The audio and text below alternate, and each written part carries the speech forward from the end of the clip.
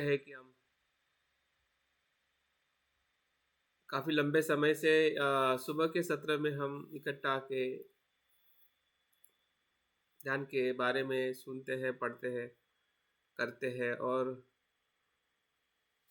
एक गहरे अनुभव की तरफ जाने का प्रयास करते हैं कि जो भी हम ध्यान कर रहे हैं या उसकी जो हमारी समझदारी है, उसको और कैसे हम गहराई में परिणाम कारक और कह सकते हैं कि हम उस मार्ग का अनुसरण करने का प्रयास करते हैं कि बुद्ध ने जिसे आर्य मार्ग का है, श्रोतापन्न का मार्ग का है। क्योंकि श्रोतापन्न के मार्ग पर चलने से ही हम बुद्ध की शिक्षा को सही अर्थ में समझ सकते हैं। उस मार्ग का कहीं न कहीं क्षण के लिए भी क्यों ना अनुभव हो, अगर हमें हो जाता है अपने ध्यान के प्रयासों में या हमारे आध्यात्मिक जीवन में, तो समझ जाइए कि कुछ न कुछ हम उस मार्ग का अनुभव ले रहे हैं और वो अनुभव कहीं न कहीं हमें उस मार्ग पर पूरी तरह से अ, चलने के लिए हमें प्रेरित करेगा। अभी हमारी जो धम्म की, बुद्ध की प्रति जो हमारी प्रेरणा है, श्रद्धा है, वो लगती है बहुत ज़्यादा, लेकिन उतनी स्पष्ट नहीं है।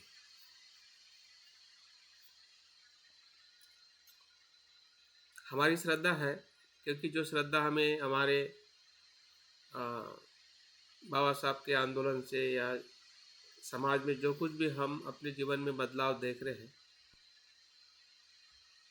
हमें जो सुख मिल रहा है, हमें आनंद मिल रहा है, हम एक मनुष्य के तौर पे अपने अस्तित्व को अनुभव कर पा रहे हैं, ये सभी बौद्ध धर्म की जो शिक्षा है, बाबा साहब से आई हुई जो कुछ भी प्रेरणा है, उसी के कारण हम अपने अस्तित्व को महसूस कर रहे हैं कि हम मनुष्य हैं।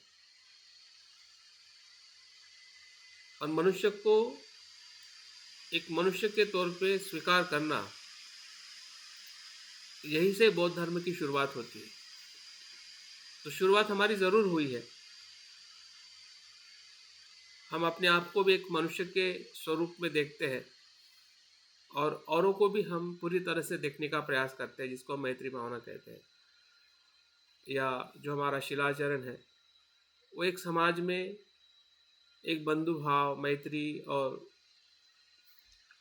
सुसंवादिता निर्माण करने के लिए हम शिल का आचरण करते हैं। क्योंकि शिल की ज़रूरत ही है जब समाज और मनुष्य हमारे आसपास में रहता है, तो उसका सुकून ज़रूर हमें मिल रहा है। लेकिन और एक सुख का जो एहसास है, जो बुद्ध की शिक्षा का केंद्र बिंदु है, जिसे हम विमुक्ति का स्वाद कहते हैं, मन को शुद्ध और मुक्त करना। और यही बुद्ध की शिक्षा का केंद्र रहा है और इसी शिक्षा से समाज में बदलाव आया है, जिसको हम मैत्री कहते हैं, करुणा कहते हैं, शील और दान कहते हैं। वो उसी ही उच्च और गहरे अनुभव से बुद्ध ने समाज को, संसार को और बेहतरीन करने के लिए या मानवता को एक नई ऊर्जा देने के लिए बुद्ध की सभी शिक्षा में हम इस्तेमाल कर रहे हैं, उसका उपयोग कर रहे हैं। लेकिन जब हम एक बौद्ध और एक ध्यान के साधक के तौर पे जब हम अपने आप को देखते हैं, तो हमारी जिम्मेदारी एक विशेष प्रकार की बन जाती है कि हम और कितने गहरे उतरे। और मुझे लगता है कि ध्यान और चिंतन के सिवा दूसरा कोई मार्ग नहीं है कि हमें गहराई में लेके जा सकता है। और इसकी हमें कहीं न कहीं अनुभूति हो चुकी है संघ में आने के बाद, या संघ में जो कुछ भी हम प्रयास कर रहे हैं और हमें जो मदद मिल रही है, हम मदद ले रहे हैं और अपनी आप से भी हम मदद लेकर आगे बढ़ रहे हैं। अपने आप से जब हम मदद लेते हैं, तो वो सही श्रद्धा है। जैसे हम अपने आपके प्रति जागरूक होते हैं या बुद्ध होने की क्षमता को हम अनुभव करके जब प्रयास करते हैं, वो जागृति, वो एहसास या वो अनुभव जो है, वो श्रोतापन्न मार्ग के तरफ जाने की ऊर्जा है या मार्ग है। तब तक वो मार्ग निर्धारित नहीं हो पाता है जब तक हम अपनी खुद की क्षमता का अनुभव नहीं ले पाते हैं। और मुझे लगता है कि जब से हम ध्यान के मार्ग पर चल पड़े हैं, तो निश्चित ही ऐसे अनुभव हमने लिए होंगे या हम लेने का प्रयास कर रहे हैं, ताकि हम अपने बुद्ध के उस तत्व को समझ सके कि जो स्वयं को ही हमें स्वयं मुक्त करना है और हमें कोई मुक्त नहीं कर सकता, क्योंकि हम हमारे स्व से हमने ही अपने आप को बांधा है।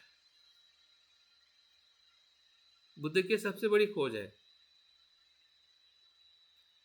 हम बंधे हुए भी हैं हमारे मन से ही, हमने ही बांधा है, हमारी इच्छाओं ने हमें बांधा है। और इसका एहसास बुद्ध को हुआ और बुद्ध मुक्त हो गए, क्योंकि इसका एहसास का मतलब है जागरूक होना, कि हमें जिस पल में भी इसका एहसास होने लगता है कि मैंने ही मुझे बांधा है, मेरे ही विचारों ने, मेरे ही इच्छाओं से मैं बंधा हूँ, कि किसी प्रकार की भी इच्छा हो, किसी प्रकार से भी हमारा बंधन हो, तो वहीं से मुक्ति का मार्ग खुल जाता है। दूसरा कोई मुक्ति का मार्ग नहीं है। जहाँ पे बंधन का हमें एहसास हो जाता है कि ये बंधन जो है, ये मेरे ही अजागृति से, मेरी ही अज्ञान से, मेरी ही तृष्णा से मैंने बांधा हुआ है या बंधा हुआ है। अगर मैंने ही बांधा है तो मुझे ही खोलना है, बस इसकी जागृति। क्योंकि आज जो हम जागृति या स्मृति के सराव पर हम अभ्यास जो कर रहे हैं, तो स्मृति क्या है हमें समझ में आनी चाहिए। हम स्मृति का ही सराव करें और स्मृति समझ में नहीं आए, तो ऐसा हो जाएगा कि हम प्रकाश के नीचे है, दिए के नीचे है, लेकिन हमें दिए के नीचे अंधेरा दिखाई देता है। हमें लगता है कि हम ध्यान कर रहे हैं, ध्यान के नीचे है, लेकिन वहीं पे अंधेरा है। तो अंधेरा इसलिए है क्योंकि हम जिस प्रकाश में, जिस जागृति में हम प्रयास कर रहे हैं, उसकी जागृति की प्रति जो समझदारी है या उसका उद्देश्य है, उसको कहीं ना कहीं हम मिस कर रहे हैं, या हम गलत तरीके से स्मृति का अभ्यास कर रहे हैं। और इसलिए बुद्ध ने जब सम्यक स्मृति की बात की, वैसे ही असम्यक स्मृति की भी बात की, जिसे हम मिथ्या स्मृति कहते हैं, कि गलत स्मृति भी होती है। या जब बुद्ध सम्यक दृष्टि की बात करते हैं, तो बुद्ध असम्यक दृष्टि की भी बात करते हैं, जिसे हम मिथ्या दृष्टि कहते हैं। तो मिथ्या दृष्टि हमें समझ में आनी चाहिए, या मिथ्या स्मृति हमें समझ में आनी चाहिए कि हमारी स्मृति होती है, लेकिन वो संभ्रमित होती है, अस्पष्ट होती है, या उद्देश्य के बिना होती है, समझदारी के बिना होती है। ये सभी उसकी कहीं ना कहीं उसके लक्षण है जब हम विस्मृत होके स्मृति का सराव करते हैं। क्योंकि हम सभी जागरूक है, लेकिन जागृति में भी हमारी अजागृति है। जागृति में भी हमारी अजागृति है। जैसे कि हम अभी सुनने में जागरूक है, हम सुन रहे हैं क्योंकि हम जगे हुए हैं, सोए नहीं हैं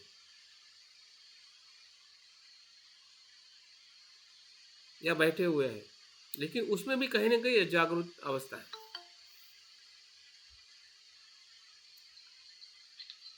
तो उस तरीके से हमें अपनी जागृति का सराव समझना पड़ेगा कि क्या ऐसा हम देख पा रहे हैं क्या,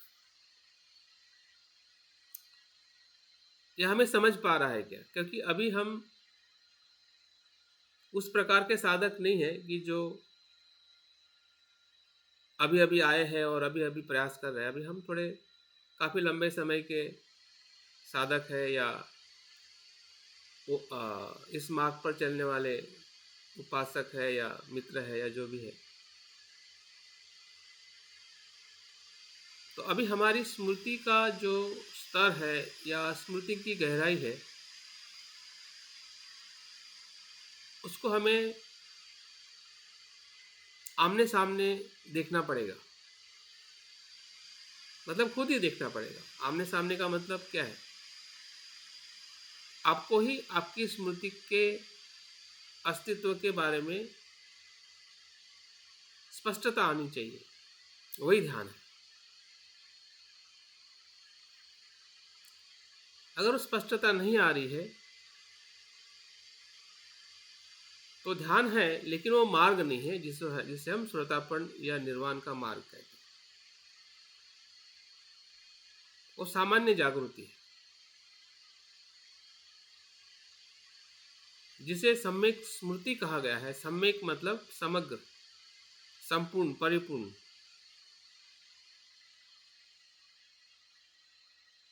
और जो स्मृति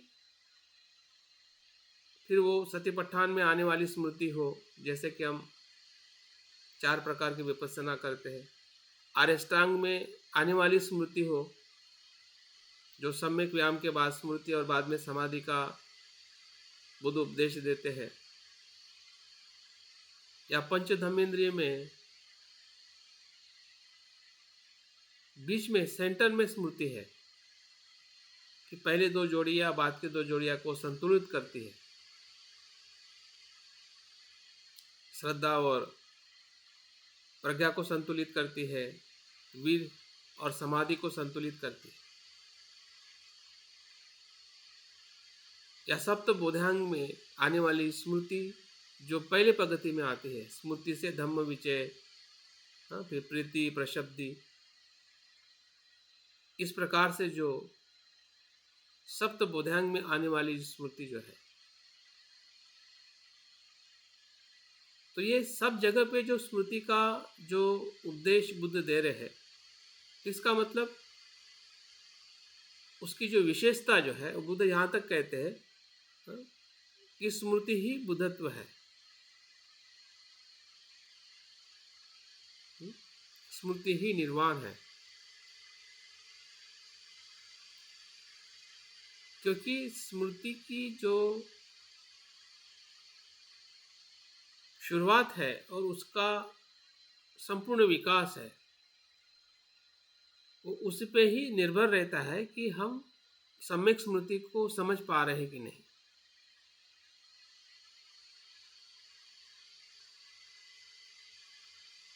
क्योंकि सम्यक स्मृति में प्रयास भी रहता है और प्रयास बिना भी स्मृति उत्पन्न होती है।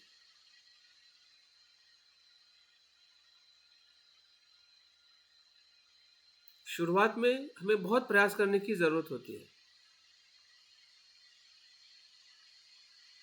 लेकिन धीरे धीरे जब हम स्मृतिमान होने लगते हैं, हो जाते हैं, और प्रयासों में हम अपनी क्षमता को विकसित कर लेते हैं, और वहाँ से फिर एक नई प्रकार की जो स्मृति का सर्जन होता है, उसका जो स्तर है, उसका जो विकास जो है, वो हमें बुद्ध की स्मृति में ले जाता है। हमारा प्रयास, जो हम संसार से जो आसक्त है, बंधे हुए हैं, उससे छूटने का प्रयास,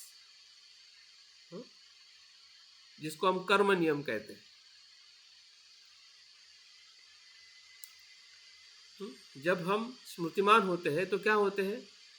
जब हम स्मृतिमान होते हैं तो हम ये जानने का और समझने का प्रयास कर रहे हैं कि हम या हमारा जो चित्त जो है वो संसार के अस्तित्व में फंसा हुआ है और उससे हम कैसे बाहर आ रहे हैं। और इसलिए बार बार जब हम स्मृति और सजगता की बात करते हैं तो चंद्रशील कहते हैं कि आप कहाँ पे हो और कहाँ जाना है, इसकी स्मृति होना जरूरी है। हम कहाँ पर है अभी? तो हम संसार में फंसे हुए हैं, ग्रस्त है, न्यूरोनों से ग्रस्त है, लोभ द्वेष से ग्रस्त है। जो जगह है उस जगह का एहसास होना मतलब उससे बाहर जाने के लिए प्रेरित होना है। हम बाहर जाने की प्रेरणा हम में है क्योंकि बुद्ध हमें दिखाई दे रहे हैं, लेकिन हम कहाँ पे फंसे हुए हैं वो हमें दिखाई नहीं दे रहा है, वो हम पहचान नहीं पा रहे। या जो शब्द हमें प्रेरित करते हैं कि मुझे बाहर आना है, मुझे सुखी होना है, मुझे मुक्त होना है, लेकिन मुक्त होना और सुखी होना वो उस पर निर्भर है कि हम कहाँ पे बंधे हुए हैं वो जानने में। अगर हमें यही पता ना चले या उसको हम समझ नहीं पाए कि मुझे मुक्त क्यों होना है, मुझे सुख क्यों चाहिए, जबकि मैं सुख यहीं पे ढूंढ रहा हूँ संसार में और चाहता हूँ मुझे संसार से बाहर मुक्त होने का सुख चाहिए, लेकिन जब तक संसार में बंधे हुए उसका दुखी अनुभव नहीं होगा तो बाहर जो विमुक्ति का सुख हम कैसे ले पाएंगे या कैसे हम प्राप्त कर पाएंगे। तो संसार की जो जागृति जो है वो दुख के अस्तित्व के साथ हमें अनुभव होने की ज़रूरत है। वो स्मृति हमें समझनी पड़ेगी कि क्या उसके प्रति हम स्मृतिमान हो रहे हैं क्या। फिर वो ध्यान के अनुभव में हो या जब हम ध्यान नहीं भी कर रहे, हमारे रोज का जीवन जी रहे हैं जिसमें हम शरीर से कर्म कर रहे हैं, फिर वो सुबह से उठकर सामान्य कर्म हो, घर के हो, बाहर के हो, समाज के हो, धार्मिक हो, आर्थिक हो, वो सभी कर्म के अंदर हमारी जो संसारिकता के प्रति जो सजगता है उससे बाहर आने की जो अनुभूति है हमें हो रही है क्या कि सही में ये करते हुए भी मुझे इससे मेरा मन बाहर आना चाहता है, संसार में जीना चाहता है लेकिन रहना नहीं चाहता है। क्योंकि जीने के लिए हमें ज़रूरत है, सांस की ज़रूरत है, खाने की भी ज़रूरत है, हवा की ज़रूरत है, परिवार के साथ रहने की ज़रूरत है या इस पृथ्वी पर चलने की ज़रूरत है।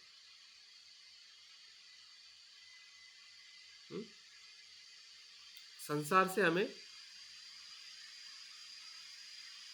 उतना ही लेना है जितनी हमें ज़रूरत है, और हमारी सही जो ज़रूरत है वो मुक्त होने की है। संसार में रहने से हमारी जो आध्यात्मिक ज़रूरत है, बुद्धत्व की ज़रूरत है, वो संसार में पूर्ण नहीं होती। अगर होती है, अगर ऐसा हमें स्पष्ट समझ में नहीं आ रहा है, इसका मतलब हमें लगता है कि संसार में ही हमें निर्वाण की प्राप्ति होगी। संसार में रह के होती है लेकिन संसार से मुक्त होके संसार में होती है। संसार से मुक्त होना पड़ता है तब संसार की प्राप्ति होती है।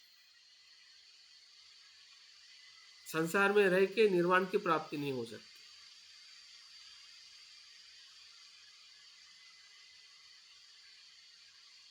इसलिए बुद्ध ने संसार को आग कहा है। राग द्वेष मोह जो है वो आग के समान है, और जब आग के समान जब हम उसको देखते हैं, सुनते हैं और पढ़ते हैं तो हमें उसकी जो आग की अनुभूति होनी चाहिए कि सही में आग जैसा मुझे जलन हो रही है, मुझे दर्द हो रहा है, और वो दर्द, वो दुख जो है, उसकी जो जागृति जो है, वो हमें उस मार्ग की तरफ ले जाएगी कि जो मार्ग शांति का मार्ग है, सुख का मार्ग है। हाँ? जहाँ पे लोभ नहीं, वहाँ पे अलोभ है, क्योंकि दोनों बीज हमारे मन में है। लोभ का भी बीज है और अलोभ का भी बीज है, द्वेष का भी बीज है और अद्वेष का भी बीज है, मोह का बीज है, वैसे अमोह का भी बीज। दोनों बीज है, दोनों स्वभाव है।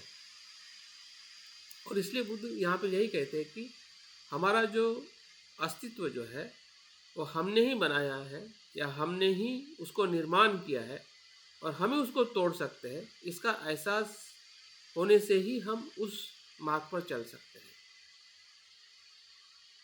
अगर हमें पता चले कि यही कारण से ही मैंने अपने इस संसार को निर्माण किया है, और संसार में मैं बंधा हूँ, दुखी हूँ,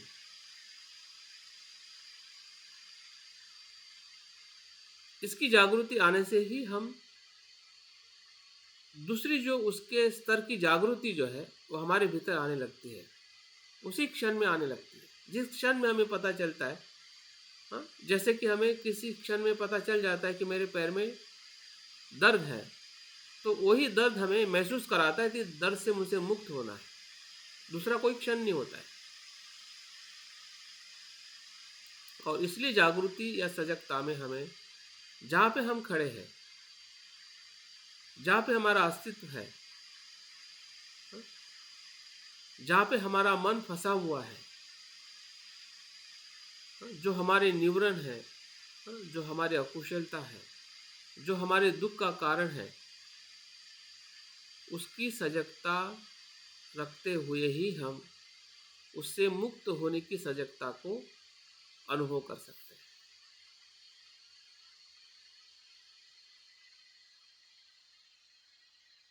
या हमें उसके तरफ हमारी जो गहराई है,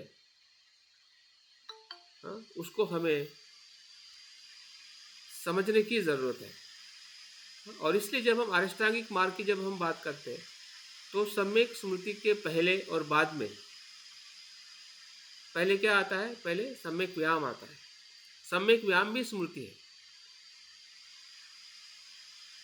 वहाँ पे भी स्मृति है, और सम्यक समाधि में भी स्मृति है। वो दोनों को विकसित करता है, संतुलित करता है, और बुद्धत्व तक लेके जाता है।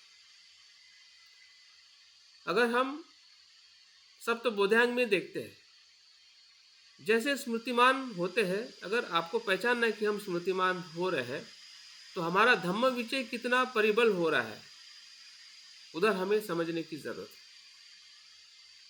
स्मृतिमान होने का प्रमाण क्या है कि मैं स्मृतिमान हो रहा हूं? कैसे पहचानोगे हम स्मृतिमान हो रहे हैं? तो स्मृतिमान होने का प्रमाण यह है कि हमारा धम्म विचय कितना बढ़ रहा है।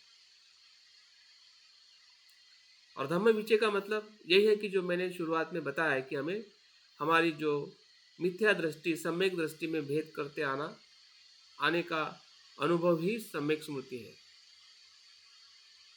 कुशल अकुशल का भेद, संसार और निर्वाण का भेद,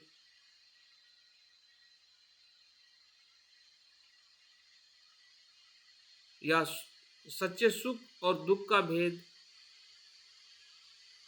हमारे स्वभाव में जो आने वाले निवरण, हाँ, उसका भेद, उस निवरण में कुशलता कितनी, अकुशलता कितनी, क्योंकि निवरण सिर्फ अकुशल ही नहीं होते हैं, कुशल भी निवरण होते हैं। जब आप ध्यान में कुछ अच्छा होने के लिए सोचते हैं और बुरा सोचते हैं, तो बुरा सोचना भी निवरण है और अच्छा सोचना भी निवरण है।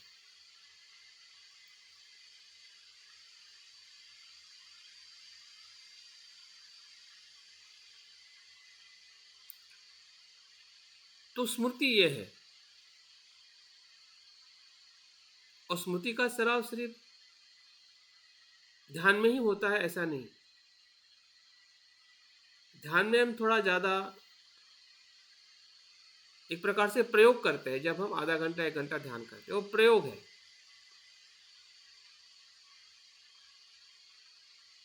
वो एक प्रकार का एक्सपेरिमेंट है कि स्मृति को कैसे देखा जाए, कैसे समझा जाए और कितना मुझे समझ में आ रहा है।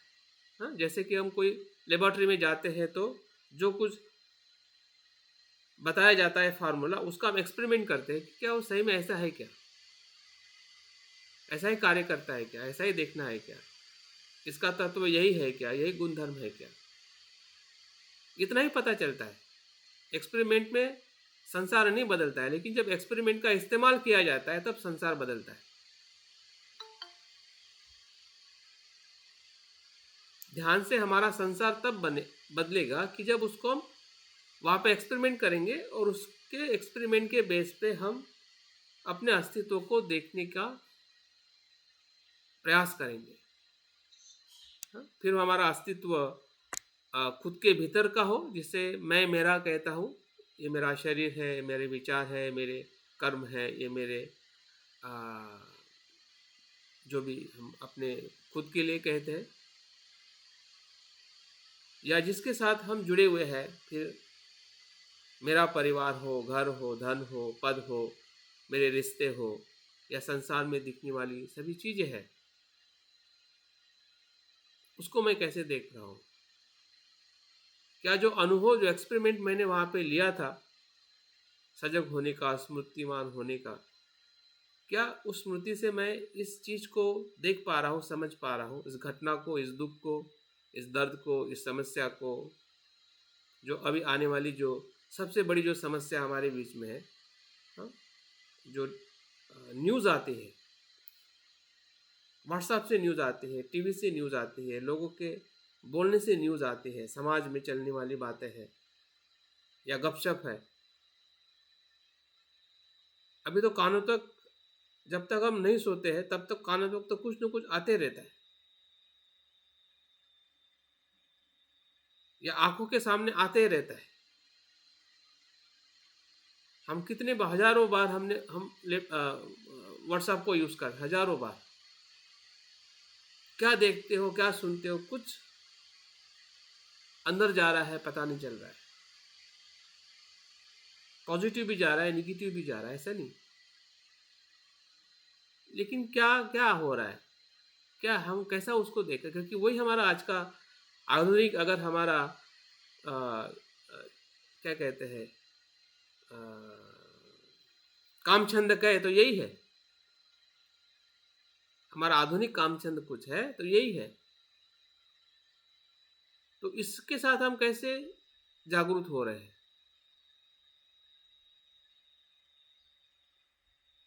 तो ये जागृति जब तक हम उसको समझ नहीं पाएंगे तब तक हमारी जो सम्यक दृष्टि का विकास नहीं हो पाएगा। और इससे अष्टांगिक मार्ग में सम्यक दृष्टि में भी सम्यक स्मृति होती है। ऐसा मत समझिए कि सम्यक स्मृति 7वें मार्ग में 7वें स्तर पे है तो 7वें जगह पे वो विकसित होती है। क्योंकि सम्यक दृष्टि सम्यक स्मृति से उत्पन्न हो सकती है।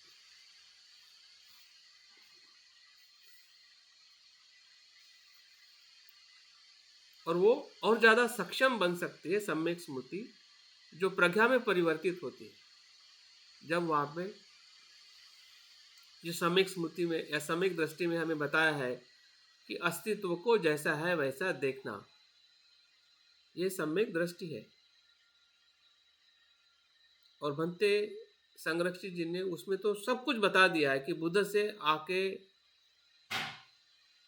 या बुद्ध के दर्शन से आते आते फिर वो थेरवाद का दर्शन हो, महायान का दर्शन हो, वज्रयान का दर्शन, सभी दर्शन में उन्होंने बता दिया कि सभी तरीके हैं जो फिर अष्टांगिक मार्ग के माध्यम से देखा जाए, 3 लक्षण के माध्यम से देखा जाए, 4 शून्यता के माध्यम से देखा जाए, भवचक्र के माध्यम से देखा जाए।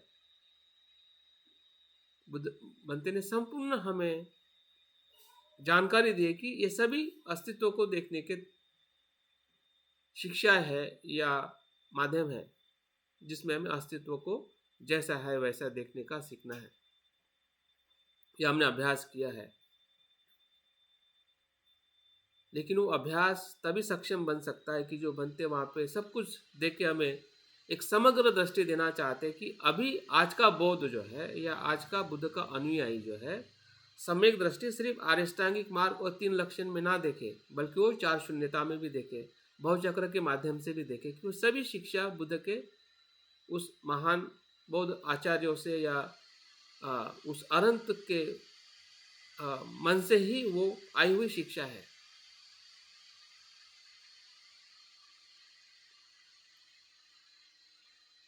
तो ये सभी शिक्षा जो है जागृति की तरफ ले जाने वाली है, जागरूक बनाने की तरफ ले जाने वाली है। और जागृति से जब हम भवचक्रों को देखते हैं तो भवचक्र हमारे भीतर दिखने लगता है। पूरा संसार भवचक्र में दिखने लगता है, कुछ भी नहीं छूटता है उसमें। तो जो हम सुनते हैं, जो पढ़ते हैं, जो देख रहे हैं, वो सभी जागृति के स्तर में हमें उसको अवलोकित करना है। फिर देखिए आपको बुद्ध हर जगह पे दिखाई देंगे, जिसको धर्म काया कहते हैं। तो धर्म काया मतलब ऐसा कोई अस्तित्व नहीं है, ये सत्य की जागृति है। भंते जो बताते हैं ना जागृति के प्रकार में, सत्य के प्रति जागरूक रहना, अंतिम सत्य के प्रति जागरूक रहना। तो अंतिम सत्य के प्रति जागृति का जो सराव जो है वो क्षण प्रतिक्षण का सराव है। आप जो सोच रहे हैं, जो कर रहे हैं, वो सभी सत्य है, लेकिन वो सत्य का अनुभव तब हमें हो सकता है। भले हमारे में लोभ भी आ रहा है, वो भी सत्य है, लेकिन वो सत्य कब बनता है? जब आप जागृति से लोभ को देखते हैं या द्वेष को देखते हैं, तो वो सत्य बन जाता है, क्योंकि वो सत्य के प्रकाश में वो आपको लोभ जो है वो पकड़ता नहीं है, आप पकड़ नहीं पाते उसको। और जब पकड़ोगे नहीं, ना पकड़ पाओगे, तो वहां पे क्या रहेगा? शुद्धता रहेगी, वहां पे मैत्री रहेगी, वहां पे अनासक्ति रहेगी। और अनासक्ति क्या है? मुक्ति का अनुभव है। अभी लोभ को देखते नहीं है, इसलिए लोभ से मुक्त तो होना चाहते हैं, लेकिन नहीं देखने के कारण उसी लोभ में हम फंसते जा रहे हैं, या उस लोभ से हम परेशान हो रहे हैं। जैसे कि कामचंद आता है, हम परेशान हो जाते हैं ना, और पूरा ध्यान हमारे उसमें चला जाता है। हम कोसते रहते हैं कि ये क्यों आया, नहीं आना चाहिए, अभी तो मैं ध्यान कर रहा हूँ, अच्छा कर्म कर रहा हूँ।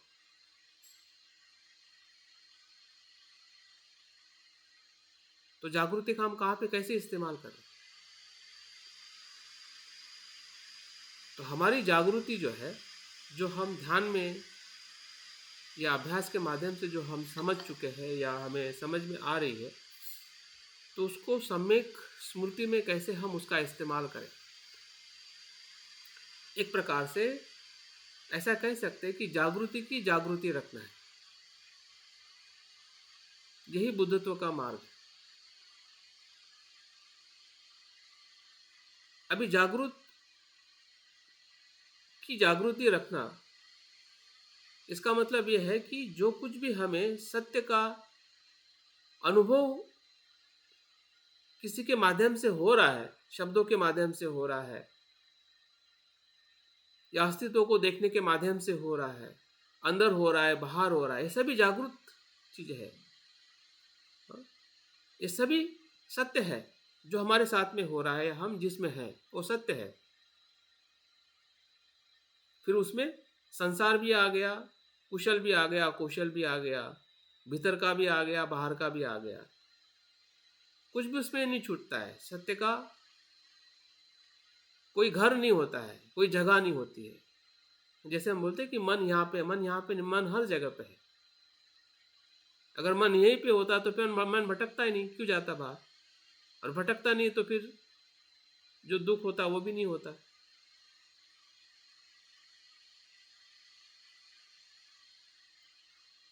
हम उसको वहीं पे देखना चाहते हैं जो हमारी इच्छा की, न मन तो यहीं पे होता है, यहीं पे होना चाहिए। इसका मतलब यह है कि हमें उसके होने की जागृति नहीं है कि मन क्या है और कहाँ पे होता है। हम मन से ही जागरूक है, लेकिन उस जागृति की ही जागृति नहीं। हम अभी जो सुन रहे हैं, बोल रहे हैं, ये किसके वजह से?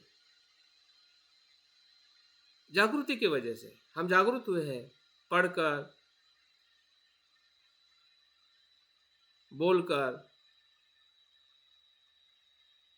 हमारे कर्म से हम जागरूक हुए हैं। हमारी जो कॉन्शियसनेस जो है, जिसको हम मन कहते हैं, चेतना कहते हैं, चित्त कहते हैं, ये होने से तो सब कुछ हो रहा है ना, या हुआ है।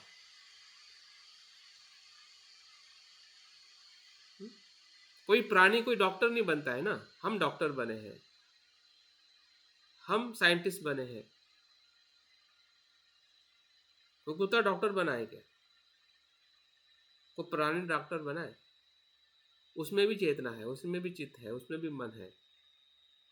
लेकिन हमारा मन जो है वो जागरूक होने वाला मन है, बुद्ध होने वाला मन है। तो हमारी जागृति के प्रति जब हम जागरूक होते हैं, वहां से हमें सही श्रद्धा निर्माण होती है, जिसको हम बुद्धत्व की श्रद्धा कहते हैं। मतलब हमारे भीतर की बुराइयां भी हमें अच्छी लगने लगती है। अच्छे बोलते हैं, दाग अच्छे होते हैं, लेकिन दाग कब अच्छे होते हैं कि दाग के प्रति हम जागरूक होते हैं कि दाग तो मैंने ही लगाया, मेरे कपड़े पे दाग आया कहाँ से? कहाँ से आया? कि मैं जागरूक नहीं था तभी तो दाग आया है ना। हाँ? अगर उसकी हम जिम्मेदारी ले ले तो फिर वो दाग के प्रति हमें क्या क्यों चिंता, क्यों भय? फिर बाहर में संसार में जो भी चल रहा हो, युद्ध चल रहा है, बुराइयां चल रही है, संघर्ष हो रहा है, झगड़े हो रहे हैं, वाद हो रहा है, विवाद हो रहा है, एक दूसरे से हम लड़ रहे हैं, शब्दों से लड़ रहे हैं, शरीर से लड़ रहे हैं, ये सभी संसार में होने वाली घटनाएं हैं।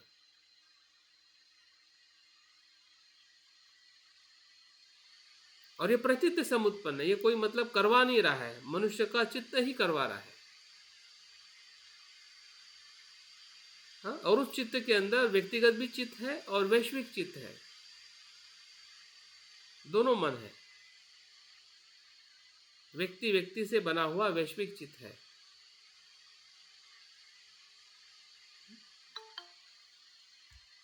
और इस मन को सत्य के रूप में जब उसको देखते हैं, तो हमारे भीतर जो बुद्धत्व की जो ऊर्जा जो है, उसको हम ज्यादा महसूस करते हैं। क्योंकि अभी हमारा मन जैसे कुछ चीज देखता है, भटक जाता है, बह जाता है, संभ्रमित हो जाता है कि अभी क्या होगा। जैसे कि कोरोना के समय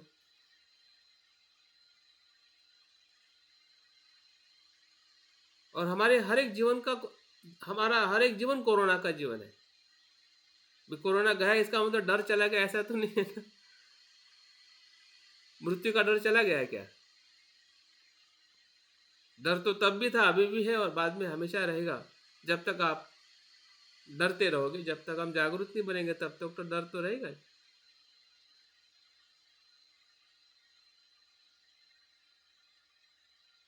और डर तब तक है जब तक उसको हम उस सत्य को जागृति से नहीं देखते हैं, तब तक वो डर बना रहेगा।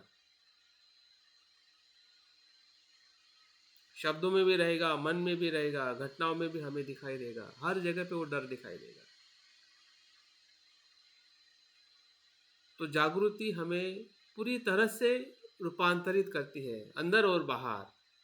जितनी वो अंदर करती है, जितने भीतर हमें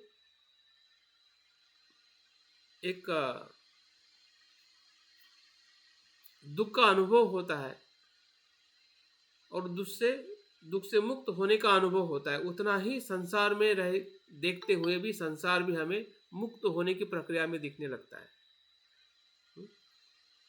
जैसे बुद्ध ने अपने आप को मुक्त देखा, तो पूरे संसार को मुक्त होते हुए देखा कि संसार के लोग भी मुक्त होते हैं या होने की संभावना है, या उसका वही मार्ग है, हाँ, इस संसार को निर्वाण में ही परिवर्तित होना है, वही उसका लक्ष्य है।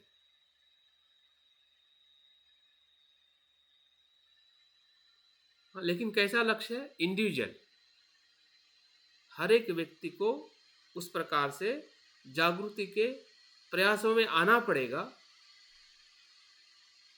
आने के लिए उनको मदद करनी पड़ेगी, उसी को करुणा कहते हैं। बुद्ध की करुणा क्या है? कि लोगों को उस प्रक्रिया में लाने के लिए मदद करना, वही बुद्ध की करुणा है। और हमारे भी करुणा वही है, या हमें भी किसी ने लाया है या हम आए हैं, तो उनकी हमारे प्रति करुणा यही है कि हम मुक्त हो।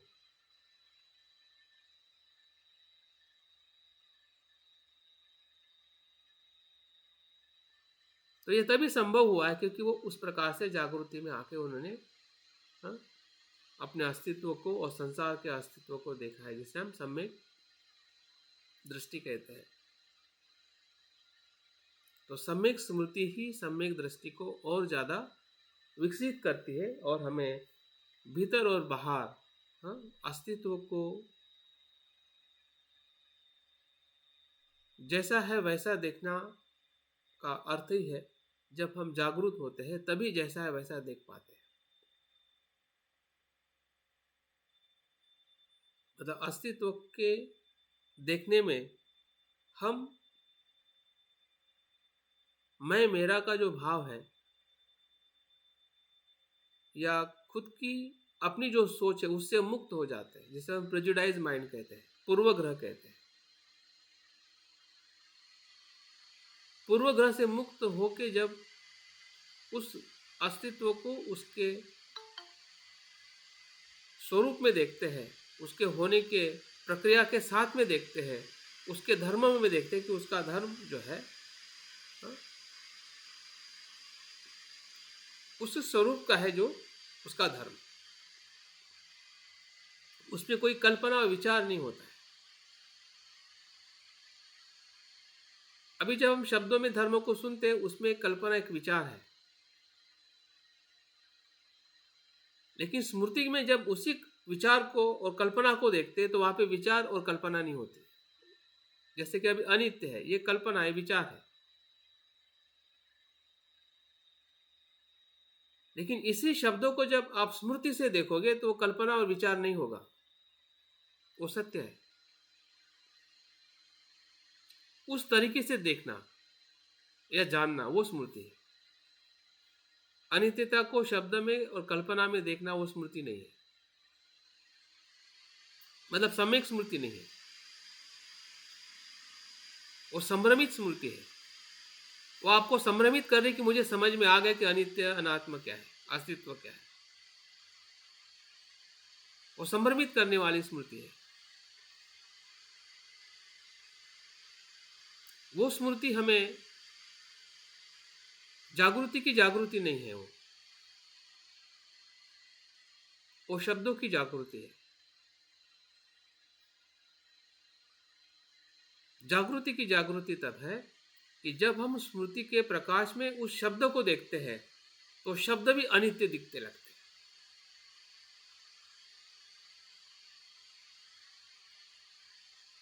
शब्द का जो बोध है वो भी अनित्य लगने लगता है। शब्द का बनना भी अनित्य लगता है, क्योंकि शब्द किसी अल्फाबेट से बनते हैं, शब्द अपने आप में नहीं बनते। अनित्य में 3 शब्द है या 3.5 शब्द है, तो वो भी नित्य कैसे हो सकते हैं? वो तो इन वर्णों से बने हैं जिसको हम शब्द कहते हैं।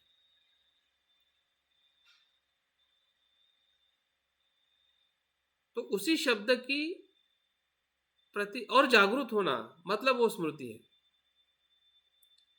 स्मृति की स्मृति फिर वो शब्द के रूप में हमारे पास में आए, अनुभव के रूप में आए, विचारों के रूप में है, हाँ? या शरीर या जो भी अस्तित्व में सब कुछ आ गया। अस्तित्व में जब हम बात करते हैं तो उसमें ये आएगा, ये नहीं आएगा, ऐसा है वैसा है, ऐसा कुछ नहीं, सब कुछ, मतलब सब कुछ। आप जहाँ पे भी उंगली रखोगे, जो भी सोचोगे, जो भी आएगा वो सब अस्तित्व है, और उसी को ही देखना मतलब सत्य को देखना। फिर वो आपकी सांस है, सांस को देखो तब भी सत्य को देखना है, शरीर है, शरीर को देखना वो भी सत्य को देखना है। आप में आने वाला लोभ है, द्वेष है, कुशल है, अकुशल है, बाहर होने वाली जो घटनाएं है, संसार है, सब कुछ सब कुछ, मतलब जहां पे आप देखोगे वहां पे आप जागरूक हो जाओगे।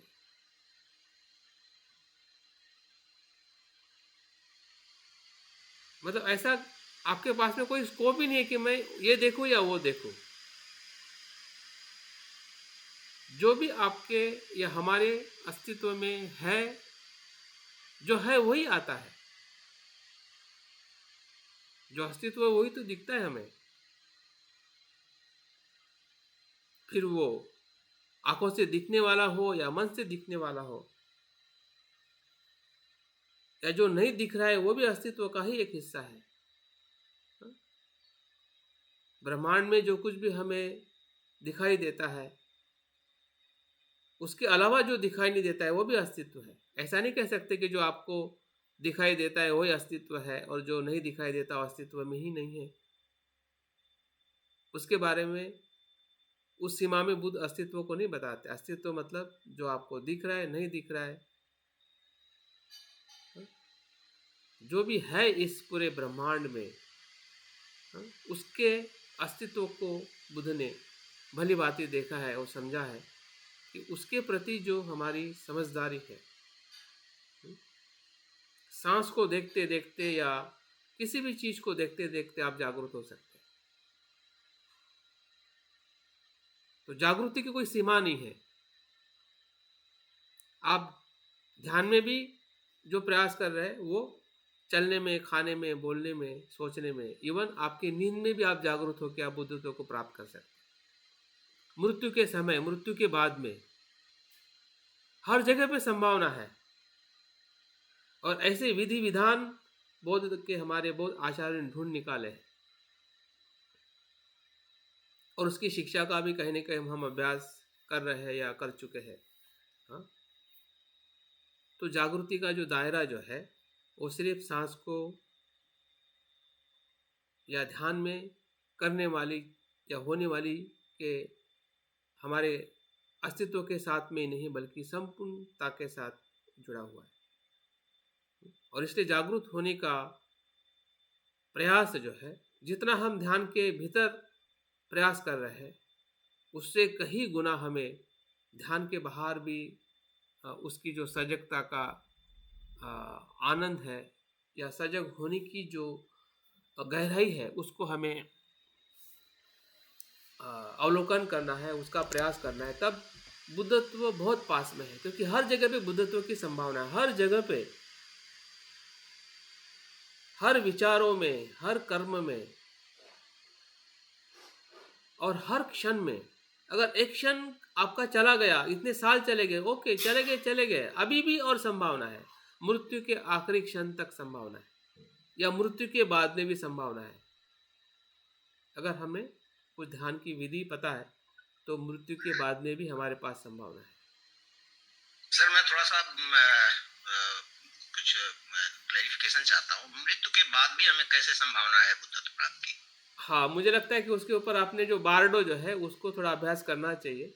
उसके मेरे कुछ टॉक्स है, उसके ऊपर कुछ गहरा चिंतन है। जो मृत्यु के बाद की अवस्था में भी अगर हम जागरूक है, वो जागृति पे निर्भर करता है। जागरूक नहीं है तो कुछ भी संभव नहीं है, अभी भी संभव कुछ भी नहीं है। आप ध्यान करोगे और जागरूक नहीं रहोगे तो कुछ नहीं मिलने वाला है। नींद के सिवा कुछ नहीं मिलेगा, आलस के सिवा कुछ नहीं मिलेगा, अंधेरा ही अंधेरा है। अगर यहाँ पे अंधेरा है तो वहाँ पे भी अंधेरा ही रहेगा। मैं जागृति की बात कर रहा हूँ। जागरूक है तो यहाँ पे भी सब कुछ है, और अभी तक हम नहीं भी रहे हैं उसका भी अफसोस नहीं करना कि मेरे साल तो चले गए, अभी मैं क्या हाय, अभी क्या करूँ, मेरी तो ये उम्र हो गई है, मेरा ये हो गया, वो हो गया, अभी चला गया, वो चला गया। लेकिन इस क्षण में क्या जागरूक होने की पूरी संभावना है। तो आनंदित रहिए, इसी क्षण में प्रयास करिए, देखिए क्या दिखता है, क्या महसूस होता है। इस पूरे मैं पढ़ रहा था, मैं भी आश्चर्यचकित हुआ कि एक दिन के जो 24 घंटे हैं उसमें कितने क्षण होते हैं, उसका काउंटिंग विनय पिटक में बताया गया है। 6 मिलियन 60 लाख 40,000 या समथिंग और कुछ 870 या 60 इतने क्षण होते हैं 24 घंटे में। तो इतने क्षण के अंदर हम किसी भी क्षण में अगर जागृति का अनुभव हो जाए तो वहीं से बुद्धत्व का मार्ग शुरू हो सकता है। तो हमने जो गमाया है या हम अभी भी कुछ गमा रहे हैं कुछ क्षण, ठीक है, अभी भी हम जागरूक नहीं है, तो गमा चुके, लेकिन फिर से हमें अवसर है। वो जागृति के आपको अफसोस नहीं कराते हैं कि आपने क्या नहीं किया है, क्या प्राप्त अभी क्या आप प्राप्त कर सकते हैं, आपको क्या प्राप्त हो सकता है, उसकी बात जागृति करती है। इसलिए उसको वर्तमान की स्मृति को क्या कहते हैं, वर्तमान की स्मृति, हियर एंड नाउ। बुद्ध ना भूतकाल में है ना भविष्य में है। अगर हम बुद्धत्व की बात करते हैं, निर्वाण की बात करते हैं, निर्वाण वर्तमान में है। वर्तमान का एक क्षण का अनुभव भी वो बुद्धत्व है। फिर वो क्षण आप देखते हुए, सुनते हुए, चलते हुए, खाते हुए, ध्यान करते हुए, या आपकी अकुशलता को भी अगर आपने जागृति से देख लिया तो समझ जाइए कि वो बुद्धत्व का अनुभव। तो आपको किसका अफसोस, क्या किसका क्या गम है? बुरा है तब भी क्या प्रॉब्लम क्या है? बुरे से तो हमें प्रॉब्लम ही इतना होता है कि हम समझ नहीं पाते हैं कि भाई अच्छा क्या करें, अच्छे के लिए कुछ है नहीं, क्योंकि इतना हमने बुरा कर लिया। हमने किया क्या? आसक्ति में तो सब कुछ किया है ना। हम जितना भी कुछ है अच्छे भी है, आसक्ति की वजह से तो है कि घर के लिए तो किया, परिवार की, और क्या था हमारा लोभ की वजह से सब कुछ हमने किया। देखा देखी में, स्पर्धा करने में, ईर्ष्या करके, इसी में तो सब कुछ हम जिंदगी जी चुके हैं या अभी भी जी रहे हैं। लेकिन जागृति क्या कर सकती है? स्मृति से हम उस द्वंद्व से मुक्त हो सकते हैं। फिर वो संसार का द्वंद्व हो जिसे हम क्षण प्रतिक्षण आता है, सुख दुख का हो, यश अपयश का हो, निंदा प्रशंसा का, जो 8 प्रकार के लोक स्वभाव है, उस द्वंद्व से हम मुक्त हो सकते हैं। और दूसरा जो आध्यात्मिक द्वंद्व है, संसार और निर्वाण का भी द्वंद्व हमारे लिए द्वंद्व है। जो आध्यात्मिक जगत में प्रवेश कर रहे हैं या कर चुके हैं, उनके लिए सबसे बड़ा द्वंद्व क्या है? उनके लिए, हमारे लिए सबसे बड़ा द्वंद्व है संसार और निर्वाण, या कुशल और अकुशल, या ध्यान करना या नहीं करना, ध्यान होना या नहीं होना, ये द्वंद्व है हमारा। तो इस द्वंद्व में है, इसका मतलब हम जागरूक नहीं।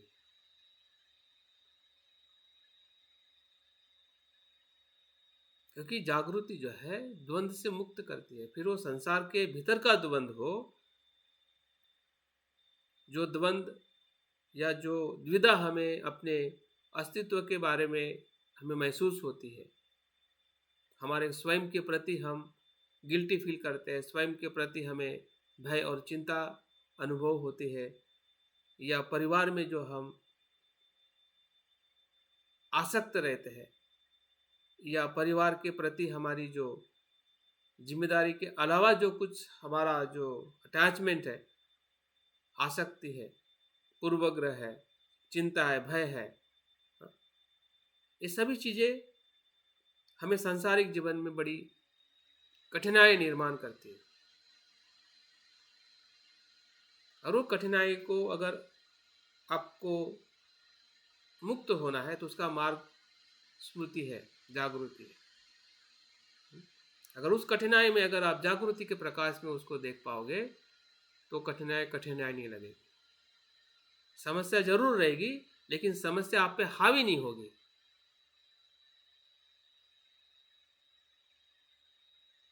या आप उसमें फंस नहीं जाओगे।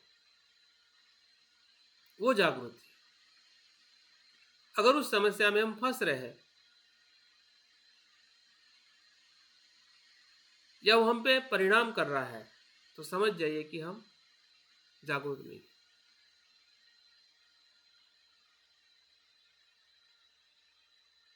तो जागृति का प्रमाण या जागृति का मूल्यमापन हम हर जगह पे कर सकते हैं और करना ही पड़ेगा, क्योंकि हमारे लिए हर भूमि, हर समय, हर क्षण ध्यान का समय है। अगर हम जागरूक होना, अगर हम ध्यान समझते हैं, ध्यान का मतलब ही जागृति है। ध्यान और जागृति अलग अलग नहीं है। ध्यान से करना मतलब जागृति से करना, जागृति से देखना। तो जागृति हमें मुक्त करती है और समस्या को हल करती है। दो चीजें हैं, समस्या को हल भी करती है और उससे मुक्त भी करती है, उसको फंसाती नहीं। उसमें अभी समस्या का अगर हल हो जाता है तो वहां पे फंसाती नहीं है, उससे मुक्त कर लेती है। और जो समस्या है उस समस्या को भी समाधान कर लेती है। उस समस्या का समाधान का अर्थ ये नहीं है कि वहां पे पूरा सॉल्यूशन आता है। समाधान का मतलब यह है कि आपको समस्या कैसे निर्माण हो रही है या होती है इसका आपको अनुभव हो जाता है। जैसे कि संसार में बुद्ध आए तो बुद्ध ने संसार को निर्माण बना दिया क्या? संसार तो अभी भी संसार है, तब भी संसार था, अभी भी दुख है, तब भी दुख है। तो बुद्ध आने से क्या हुआ बता? सवाल खड़ा होता है ना। बुद्ध थे तब भी संसार में समस्या थी।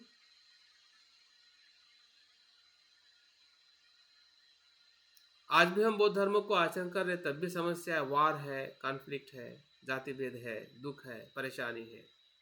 सर हाँ जी, ये कुल्लू राम जी जो अभी जुड़ गए हैं, हाँ जी, इनको फोन करके मैंने अवेयर किया है, अशोक नगर से है ये, तो थोड़ा सा इनको बाद में भी बता दीजिए। हाँ हाँ, वो इनका रिकॉर्डिंग नंबर रिकॉर्डिंग आप आपको उनको दे दे देंगे मैं। दीजिएगा, रिकॉर्डिंग दे दीजिए।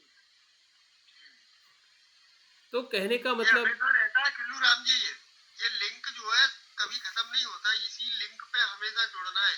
आप कह रहे हैं ना कि लिंक खत्म हो गया, ये खत्म नहीं होता है लिंक, आपके व्हाट्सएप पे हमेशा रहेगा। उसको आपने खोलना है 6:30 बजे हर संडे को, तब आप समझ पाएंगे।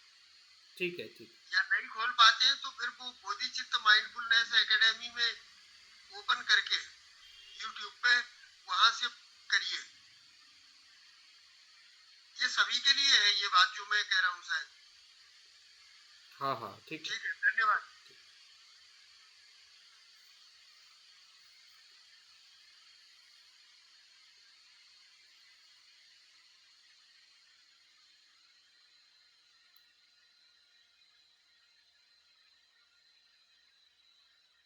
तो स्मृति एक अपने आप में बहुत अनोखी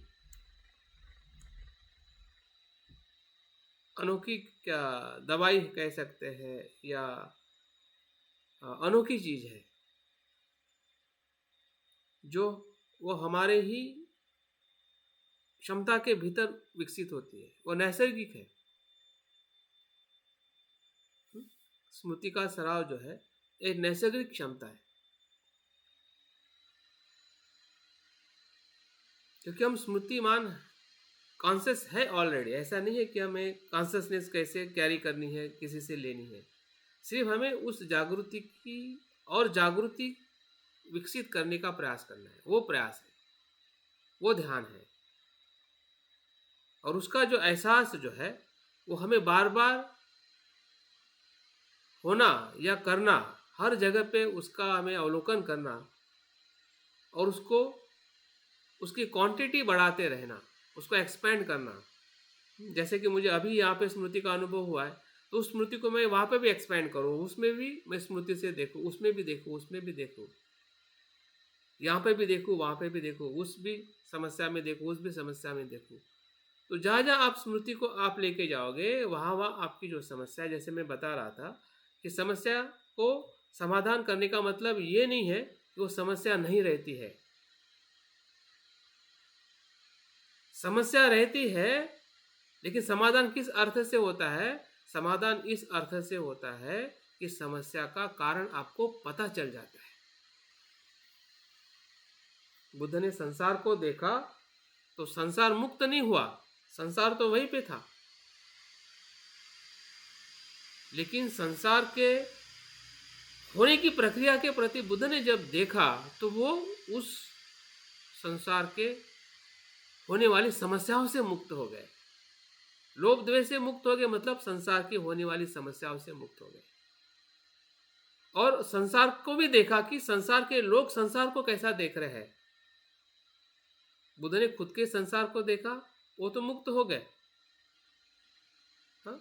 लेकिन बुद्ध की दृष्टि जब संसार पर आई तो संसार के लोगों को भी देखा कि संसार के लोग समस्या में क्यों फंसे हैं। तो देखने से क्या संसार के लोग संसार से मुक्त हो गए क्या? नहीं ना। लेकिन उनको ये पता चला कि संसार के लोग दुखी क्यों है, और वो उनको मदद करने के लिए उस प्रकार से वो समर्पित हो गए। तो अगर हमारे घर में कोई समस्या है, बच्चे की, पति पत्नी की, कोई भी सामाजिक आर्थिक समस्या, तो जब आप जागृति से देखोगे तो आपको पता चल जाएगा कि समस्या का पूरा ढांचा क्या है। तो ढांचा पता चलेगा तो वो समस्या आपके लिए मुक्त हो जाएगी, क्योंकि आपने जान लिया कि ये समस्या का पूरा प्रारूप क्या है। तो आपके लिए वो समस्या नहीं रही अभी, लेकिन समस्या फिर भी है। जो नहीं जाना उसके लिए तो समस्या है ना, क्योंकि आपने जाना, आप मुक्त हो गए। आपके पत्नी ने नहीं जाना, आपके बच्चे ने नहीं जाना, या समाज के लोग नहीं जान रहे, हो तो मुक्त नहीं हो सकते ना। वो तो समस्या तब भी है, लेकिन आप जानने से आप उस समस्या से मुक्त हो गए, और उस समस्या को अभी आप ऐसा देख रहे कि उन लोगों को मैं कैसे मुक्त कर सकूं। आप आपके पत्नी को कैसे मदद कर सके, आप आपके बच्चों को कैसे मदद कर सके, फिर उसमें आसक्ति नहीं रहेगी, क्योंकि वहां पे जागृति है। हाँ? नहीं तो क्या होगा, आप उस समस्या में खुद भी फंसोगे, उसको भी फंसाओगे और फंसते रहोगे, उसमें से निकलने का कोई मार्ग नहीं अगर जागृत नहीं है। फिर वो आर्थिक समस्या हो, आपकी शैक्षणिक समस्या हो, या कोई बीमारी से हमारे ग्रस्त हो, जो भी समस्या है, उस समस्या से कोई भी मुक्त नहीं हो सकता है। वो समस्या फिर दूसरी समस्या को निर्माण करेगा, फिर तीसरी समस्या को निर्माण करेगा, और इतनी निर्माण करेगा कि ना उसको आप मुक्त कर सकते हैं, ना खुद मुक्त हो सकते हैं। इसी को ही संसार का भवंडर कहा जाता है, इसी को भवचक्र कहा जाता है।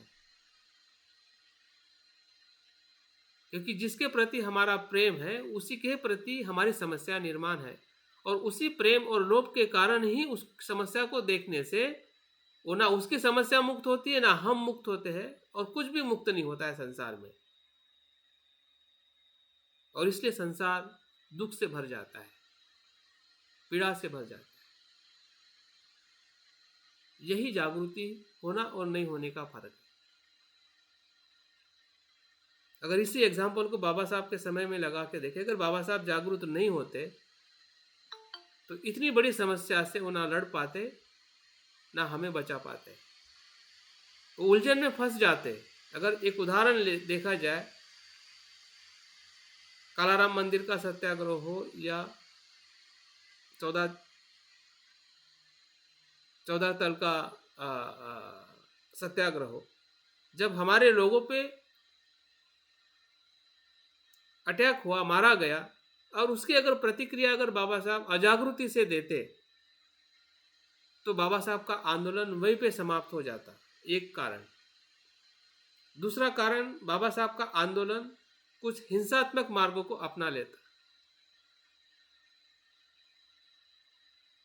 तो इतिहास बन के वो सिर्फ एक घटना बन जाती कि इस प्रकार के लोगों ने ऐसा किया है। जैसे कि कोरेगांव के आंदोलन जो है वो एक ऐतिहासिक घटना के रूप में हमें दिखाई देती है। कोई उससे पूरा देश का विकास नहीं हुआ, लेकिन एक पहचान बनी कि किस प्रकार के लोगों ने किस प्रकार का आंदोलन करके युद्ध किया था। वैसे एक घटना बन जाती।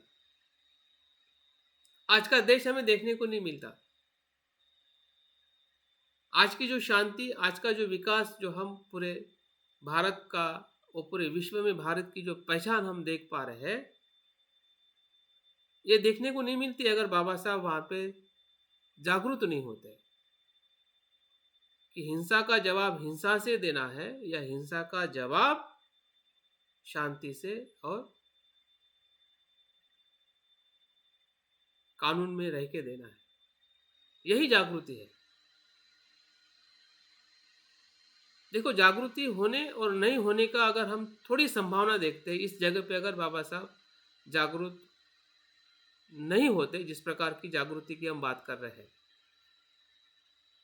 घटना में या जीवन में या कोई भी निर्णय लेने में, तो क्या संभावना हो सकती थी? या इवन पुनः पैक्ट नहीं होता और गांधी का मृत्यु हो जाता, तब क्या होता? बाबा साहब की वो भी जागृति है। ऐसी कितनी सारी घटनाएं, मतलब हर समय में बाबा साहब के जीवन में जागृति का या अनुभव हम देख पाते हैं। जहाँ जहाँ पे भी उनको पीड़ा हुई है, जहाँ जहाँ पे भी उनका अपमान हुआ है, जहाँ जहाँ पे भी उनको परेशानी या दुख हुआ है, वही वही जगह पे बाबा साहब की जागृति उनको एक नए मोड़ में लेके आई है। तो वही जागृति हमारे लिए ज़रूरी है। हम उसी जागृति की तलाश के लिए यहाँ पे बैठे हैं। क्या ऐसे मोड़ हमारे जीवन में हम देख पा रहे हैं? बुद्ध ने भी मार को जागृति से ही हराया, जिसको हम मार विजय कहते हैं ना, और कुछ नहीं है। देखने सुनने में ऐसा लगता है कि कितना खतरनाक है, कितना भयंकर है, कितनी ऊर्जा के साथ बुद्ध ने चमत्कार किया होगा कि जो मार को उन्होंने हराया, और कुछ नहीं उसमें। अंदर अंदर जाओगे, जागृति की सिवा कुछ नहीं है। कुछ उसमें जादू नहीं है, कुछ उसमें ऐसी भयंकर ऐसी चीज दिखती, लेकिन भयंकर कुछ नहीं है अगर जागरूक है तो। सिर्फ जागृति का सराव बुद्ध के उस अंदर के चित्त में उन्होंने किया और सब मार को हरा दिया। यही जागृति जिसका हम सराव करें। और इसलिए सप्त बोधायन में बुद्ध की शिक्षा में हमें पहले अंग में जागृति दिखाई देती है, जिसके कारण धम्म विचय क्या करता है? सभी मार्ग को शांत करता है। जब पल पल की जागृति का अनुभव करते हैं, क्षण की जागृति का अनुभव करते हैं, तो धम्म विचय क्या करता है? सभी को शांत, सभी द्वंद्व को शांत कर लेता है, जान लेता है कि क्या है। वही धम्म विचय है। धम्म विचय मतलब कुशल अकुशल को, सत्य असत्य को जैसा है वैसा देख के उसको परीक्षण करना,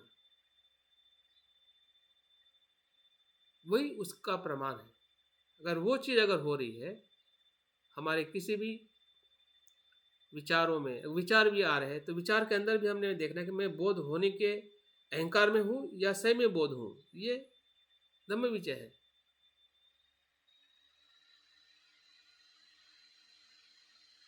मैं बोध हूं ऐसा कहना और सही में बोध होने का अनुभव करना, ये धम्म विचय है। अगर हम अपने आप को उस आइडियोलॉजी से देख रहे हैं,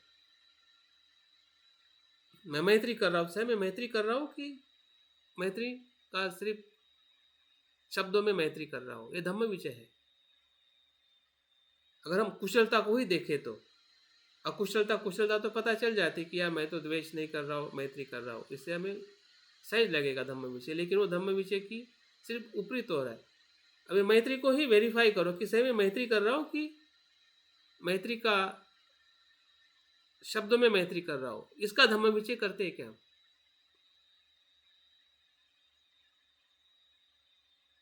क्या वहां पे हमारी जागृति आ रही है? अगर आ रही है तो सही है, अगर नहीं आ रही है तो इसका मतलब हम जागरूक नहीं हो। तो जागृति के स्तर को हमें बुद्ध भंते ने जैसे स्वयं के प्रति बता के उन्होंने अपनी काया, विचार और भावनाओं के स्तर पे हमें बताया कि हमें तीनों स्तर पे स्वयं के प्रति हमें जागरूक होना है, औरों के प्रति जागरूक होना है। ये भंते की एक विशेषता है कि उन्होंने स्मृति के प्रयासों में बताया कि औरों के प्रति भी जागरूक होना मतलब आपके पास के और दूर के लोग, पास के और दूर के। पास के मतलब आपकी पत्नी, बच्चे। अभी हम बच्चे पत्नी के प्रति, संबंध के प्रति जागृत है कि मेरी पत्नी है, वो मेरा बच्चा है, लेकिन मनुष्य के प्रति नहीं है। यहाँ पे हमें क्या भेद कर सकते हैं? क्या यहाँ पे हम जागरूक होकर देख सकते हैं? वो जागृति है। अगर देख रहे हैं तो आप जागरूक हैं, अगर नहीं देख रहे, आपको लग रहा है कि मेरी पत्नी है, मेरा बच्चा है, इसके आप जागरूक हो। जो आपको दिया गया है उसके प्रति आप जागरूक हो, लेकिन वो सही में क्या है उसके प्रति जागरूक है क्या? वो मनुष्य है, भले वो आपकी पत्नी है, आपका संबंध है, वो तो सामाजिक जिम्मेदारी है।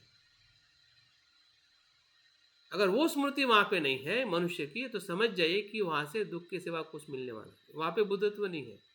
नहीं तो उसी संबंध में आपको बुद्धत्व प्राप्त हो सकता है। हो सके आपकी पत्नी आपकी कल्याण मित्र बन जाए। और बाबा साहब ने कहा कि पति पत्नी एक अच्छे मित्र होते हैं या होने चाहिए। ये बाबा साहब का आदर्श है,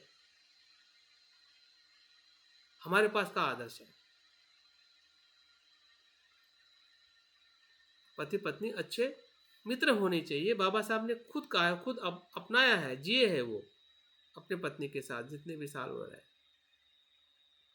ये औरों के प्रति जागरूक होना, क्या वो जागृति का एहसास के साथ हम प्रयास कर रहे हैं?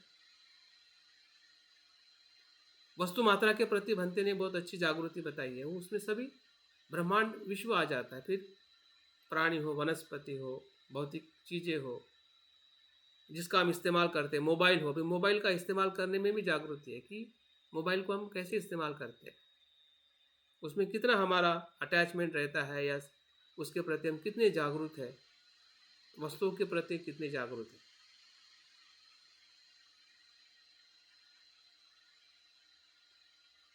तो जागृति की जो अनुभूति जो है, ध्यान के भीतर से एक हमें परीक्षण के रूप में, एक अनुभव के रूप में हमें लेनी है। लेकिन उसका जो अनुभव है या उसका आचरण जो है, वो हमारे हर समय में आने की पूरी संभावना है।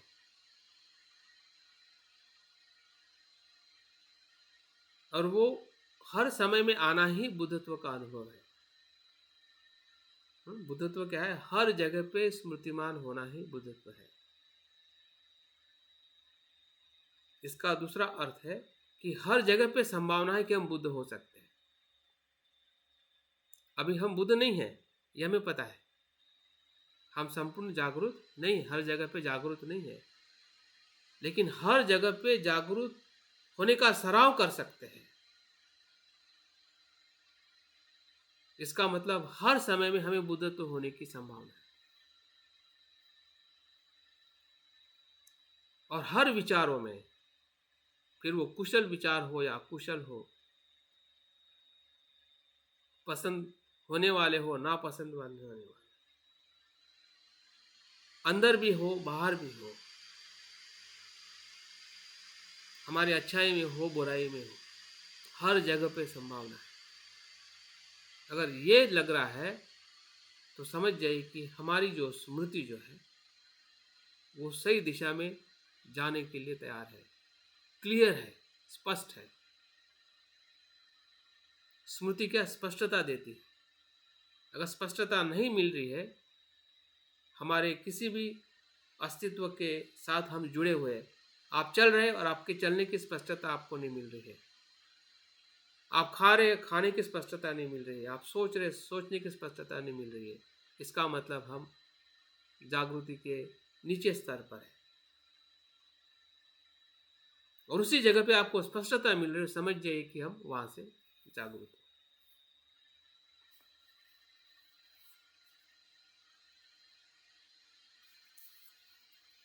तो इस प्रकार से जागृति को या स्मृति को, सजगता को,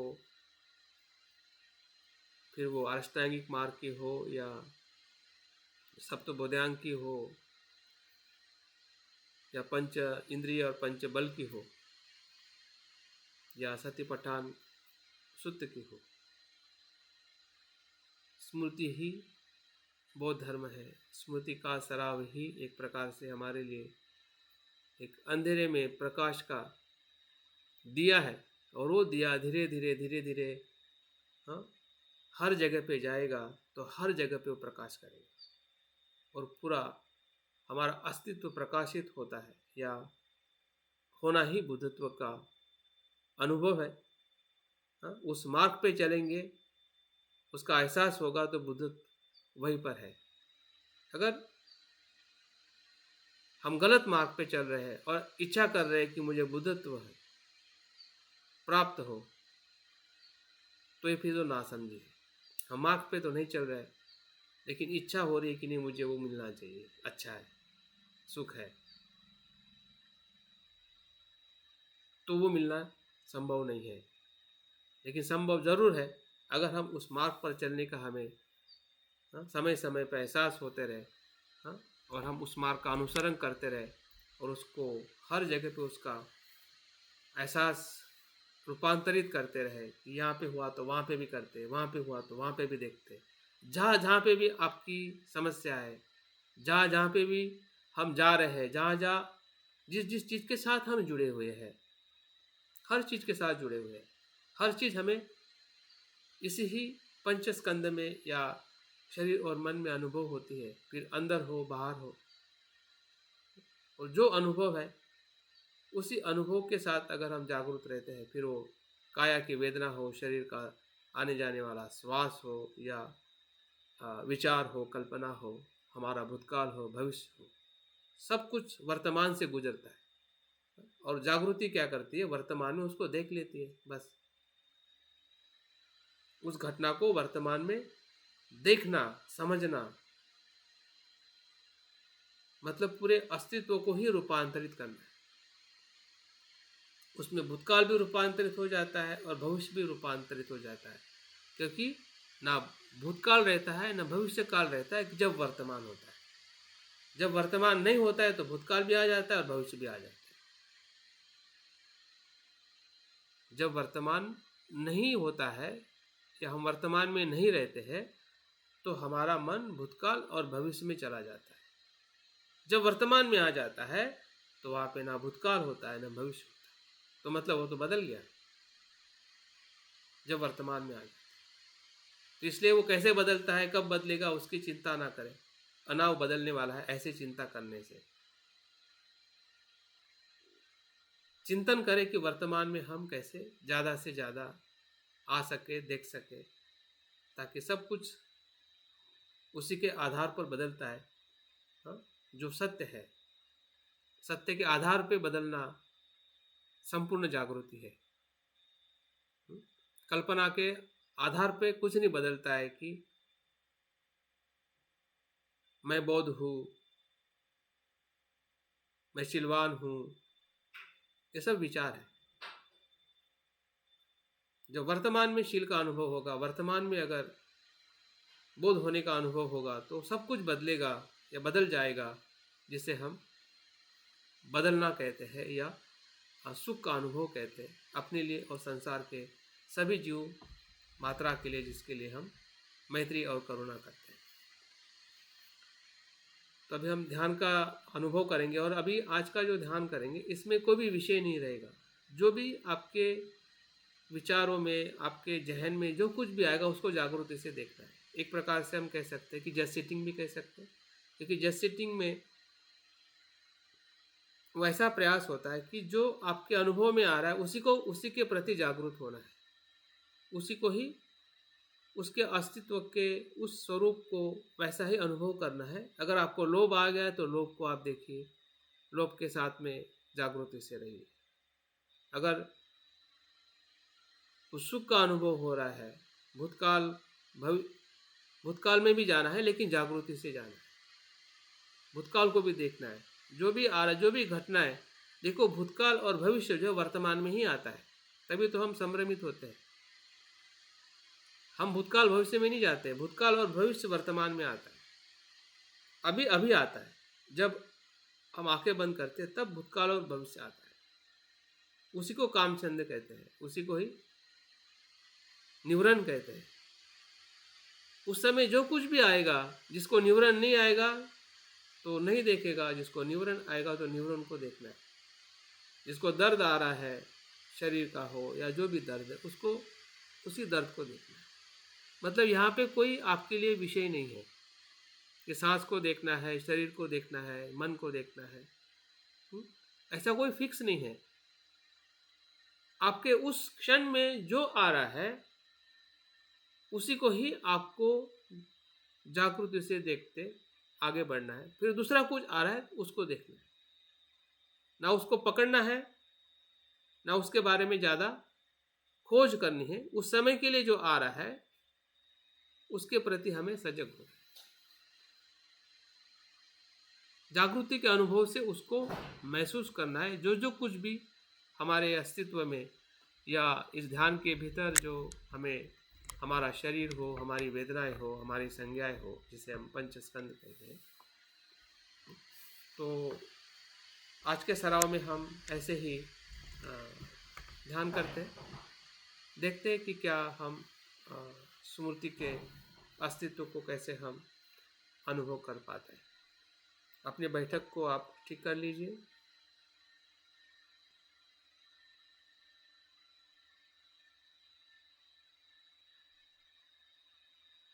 आज एकदम खुला ध्यान है, कोई आपके पास ये विषय नहीं है। आपका अस्तित्व ही आपका विषय है।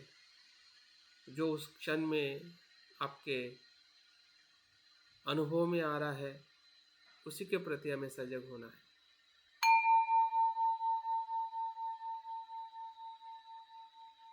फिर आपका वो शरीर हो, आपकी बैठक हो, आपके भीतर विचार हो, कल्पना हो,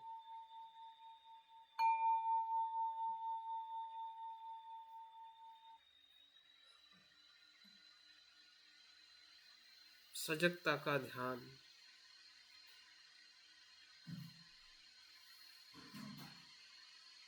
संपूर्ण अस्तित्व का ध्यान।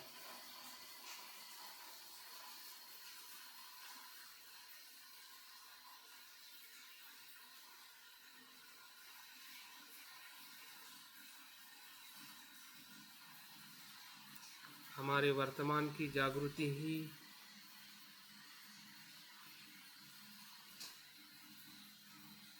सभी अस्तित्व को देखने में समर्थ है।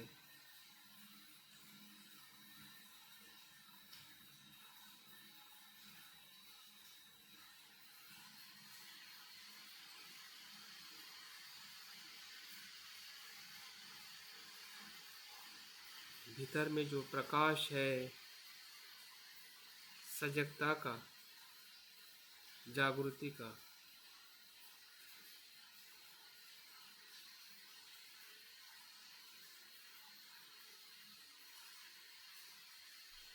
उसी प्रकाश में सब कुछ देखना है।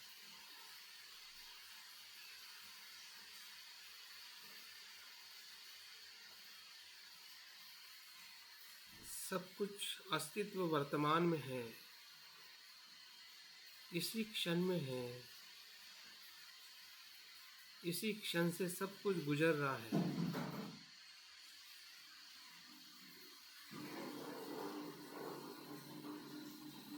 जो वर्तमान का क्षण है वो असीम है।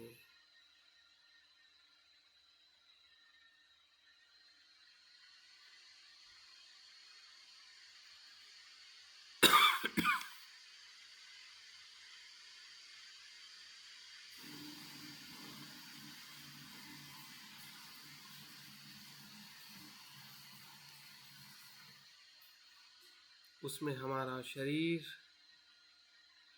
हमारी वेदनाएं,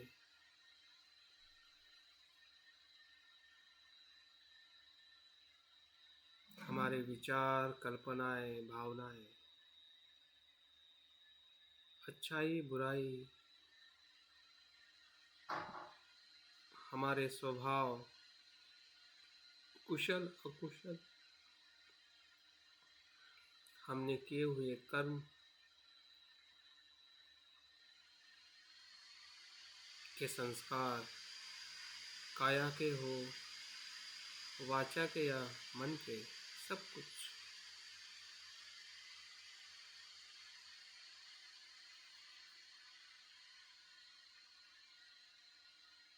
इसी क्षण में, इसी अस्तित्व में उत्पन्न होते हैं और लय होते हैं।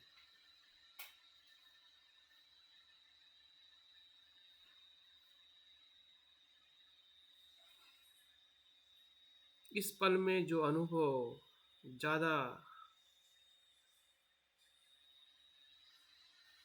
प्रभावित हो रहा है,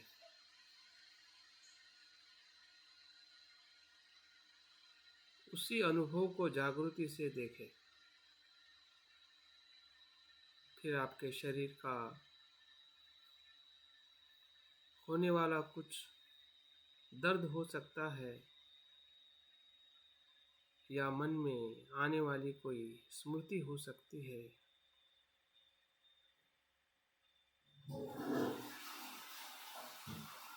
किए हुए कर्म की कोई छाप जो बहुत गहरी है, सुखदायक भी हो सकती है या पीड़ादायक भी हो सकती है।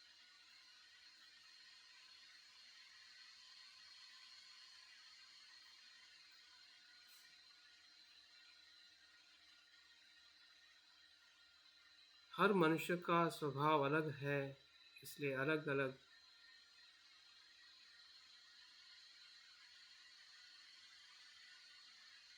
अनुभव हमें हो रहे हैं।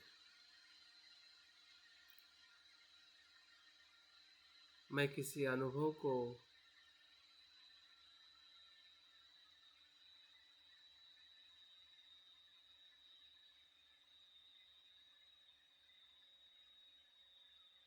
फिक्स नहीं करना है। जो मैं कह रहा हूँ या जो आप सुन रहे हैं,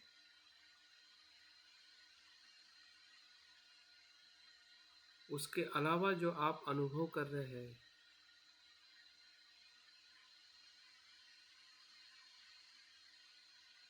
या अनुभव हो रहा है, उसकी स्मृति रखें।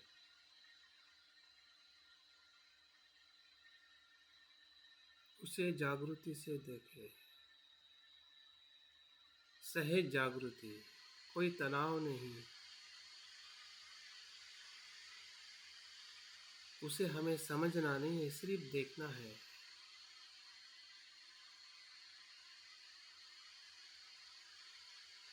जानना है। समझदारी अपने आप उत्पन्न हो जाती है।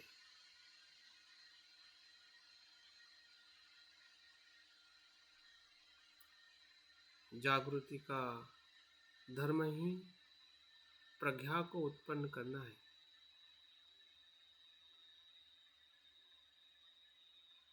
और वो प्रज्ञा जो जागृति से उत्पन्न होती है,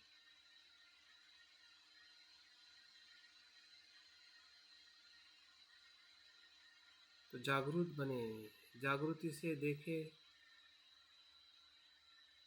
उस अनुभव को, जो अनुभव इस क्षण में हमें हो रहा है।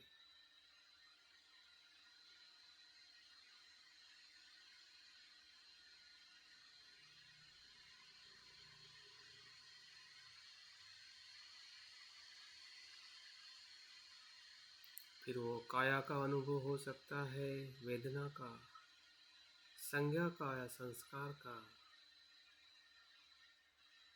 या हमारे मन का।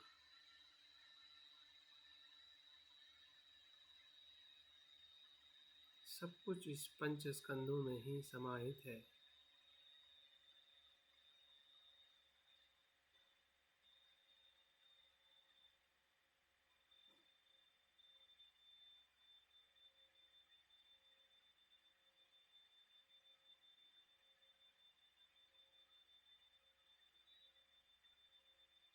एक साथ में दो तीन अनुभव को ना देखे, भले हो रहे हैं,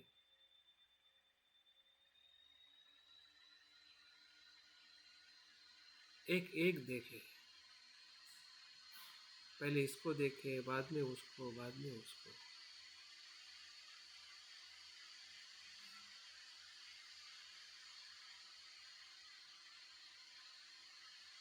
अपने स्मृति को स्पष्टता आने दीजिए। जो अनुभव हो रहा है उसे आप स्पष्टता से देख पा रहे हैं।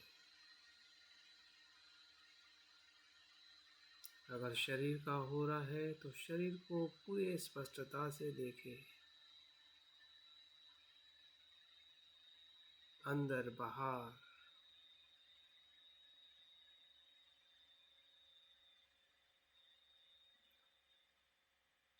उसके तत्व में देखें, उसके शुभ में देखें, अशुभ में देखें।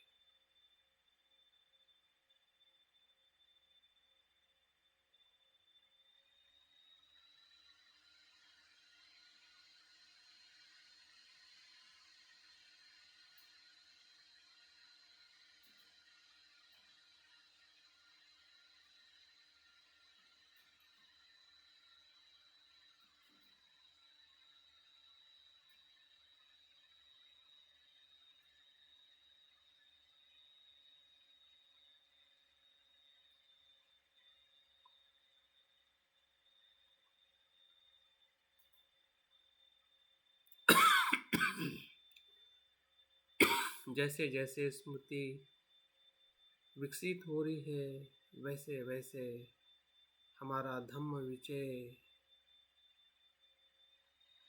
अपने आप विकसित हो रहा है।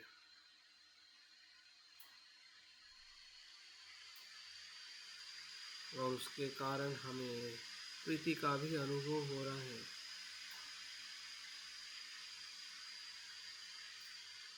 आनंद का अनुभव हो रहा है कि मैं जान रहा हूँ कि मेरा अनुभव क्या है, कैसे उत्पन्न हो रहा है और कैसे लय हो रहा है।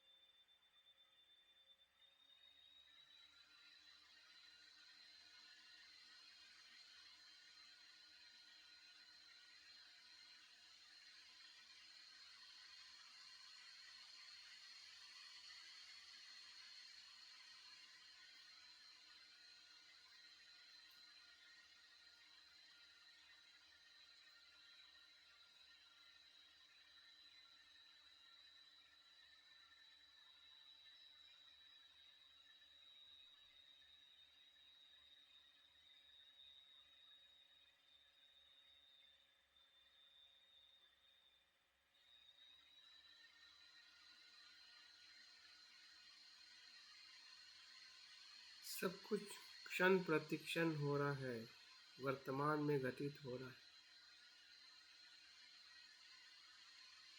भले भूतकाल की स्मृतियाँ हो सकती है, अनुभव हो सकता है,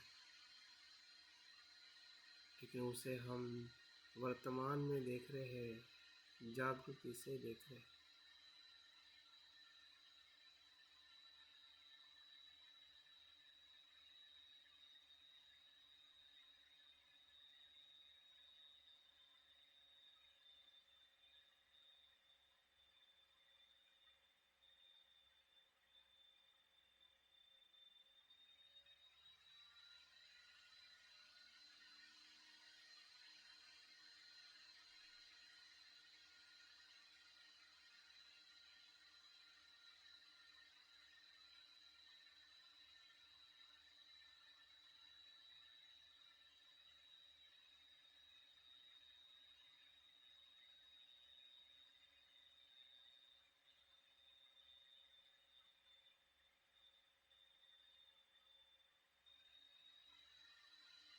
हमारी स्मृति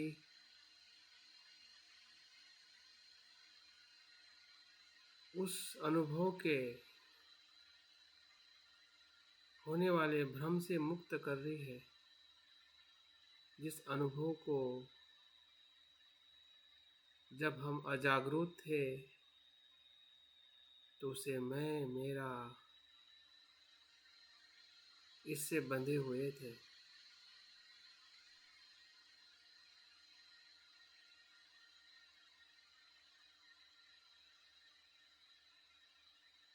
उसे हम मिथ्या दृष्टि से देख रहे थे। ये मैं हूँ, मेरा है, नित्य है, शुभ है, सुख है।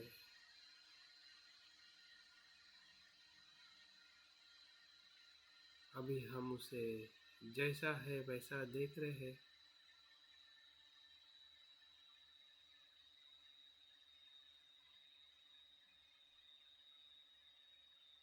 कि वो प्रतीत्य से उत्पन्न है, उत्पन्न होती है और लय होती है। वो भूतकाल में भी इसी धर्म की थी जो हमें वर्तमान में अनुभव हो रही है। तब हम जागरूक नहीं थे, इसलिए संभ्रम निर्माण हुआ था। अभी हम जागरूक हो रहे हैं तो उस संभ्रम से हम मुक्त हो रहे हैं।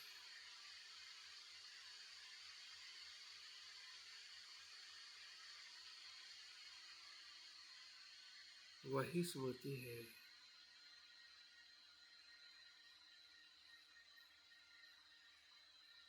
अगर हमें संभ्रम से मुक्त कर रही है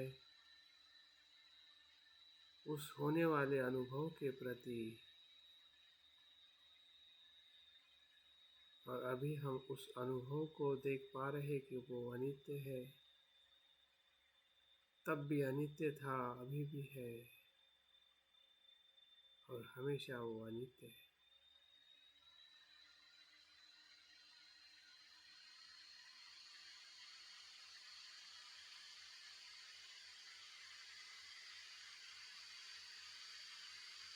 जिसमें ना मैं उत्पन्न होता है, ना बनता है, ना आसक्त होता है। सिर्फ जागृति के अभाव के कारण ही वो मैं का भ्रम, भय उत्पन्न होता है।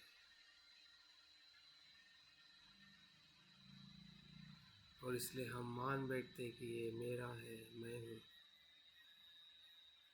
नित्य है।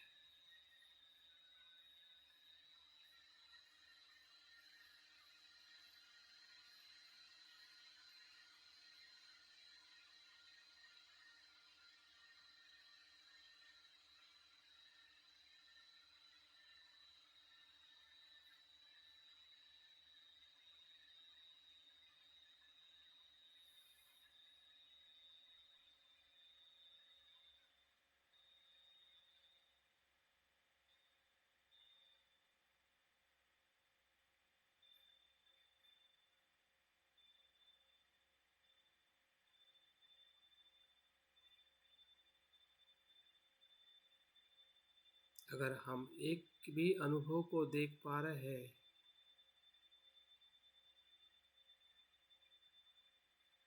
और उसका हमें अनुभव हो रहा है तो एक क्षण में आने वाले सभी अनुभव को हम ऐसा ही देख सकते हैं और सभी का अनुभव इसी प्रकार से होने वाला है।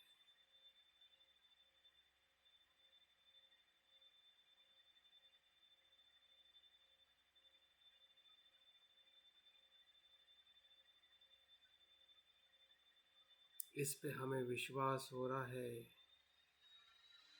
यही श्रद्धा है कि सब कुछ अनित्य है, अनात्म है, क्योंकि प्रतीत्य से उत्पन्न है।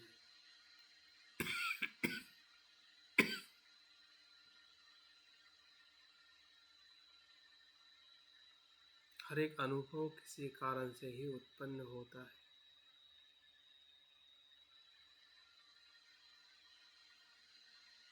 इसलिए वो अनात्म है।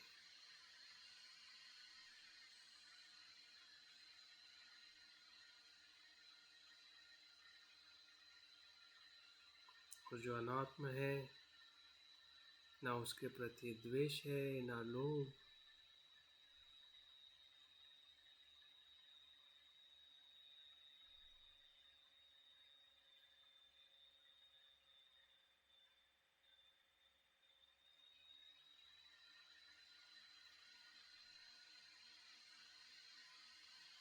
उस अनुभव में सिर्फ मैत्री और करुणा है।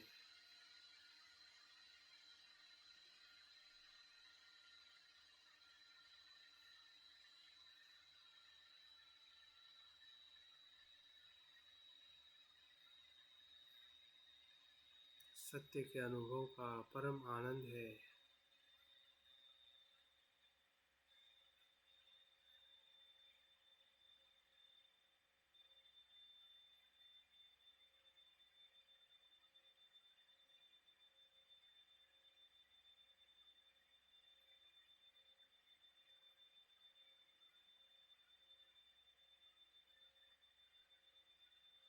पूरे अस्तित्व को इसी स्मृति से हमें देखना है, एक एक करके देखना है।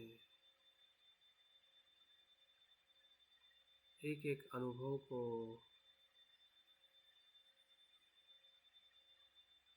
जो अनुभव हमारे शरीर और मन में हो रहे हैं, वो सभी भूतकाल के परिणाम हैं जो हमने कर्म किए हैं।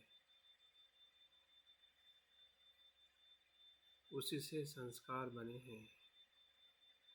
अभी हम जो जागृति से कर्म कर रहे हैं, इसमें कर्म है लेकिन संस्कार नहीं है। क्योंकि इस कर्म में संस्कार इसलिए नहीं होता है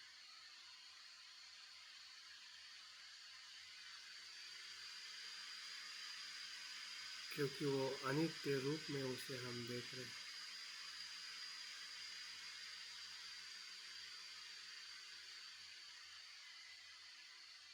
जागृति से देख रहे हैं।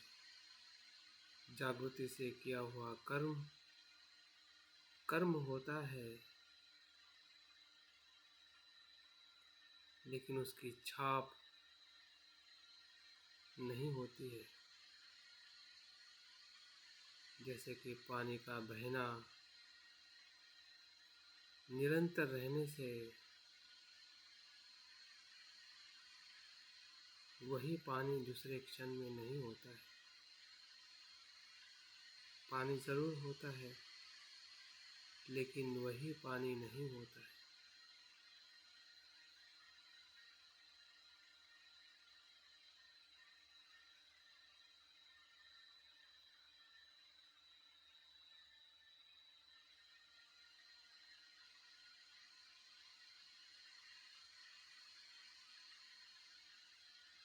यही मध्यम मार्ग है। जब हम जागृति से देख पा रहे हैं, वही समझ पा रहे हैं जो जागृति से देख रहे हैं। प्रत्यक्ष अनुभव, स्वयं का अनुभव।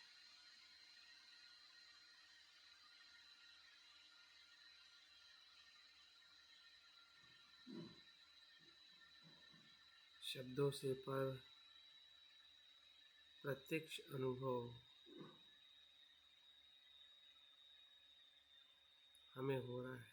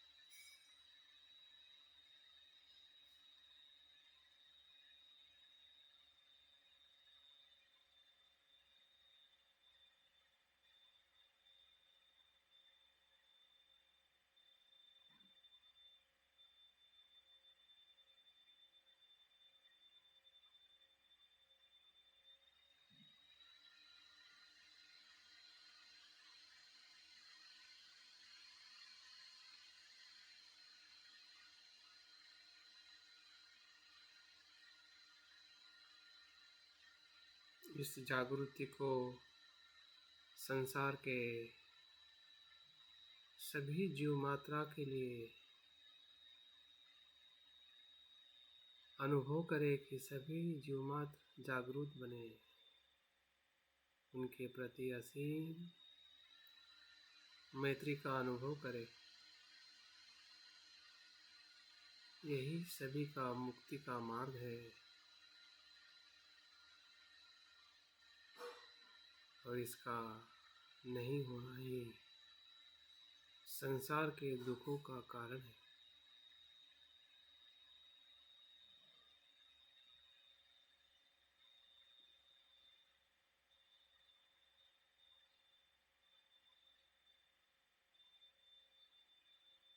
संसार की पीड़ा का भी हमें अनुभव हो रहा है,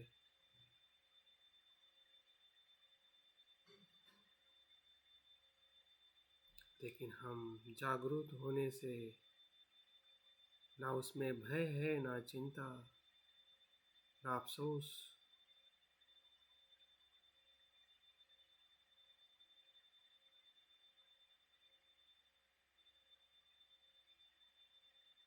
हमें उनके प्रति करुणा है, मैत्री है कि उन्हें भी ये मार्ग प्राप्त हो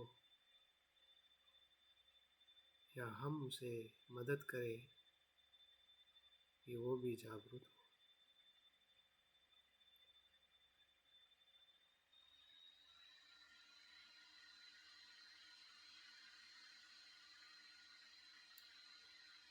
सबे सता सुखी होन्तु, सबे सता सुखी होन्तु, सबे सता सुखी।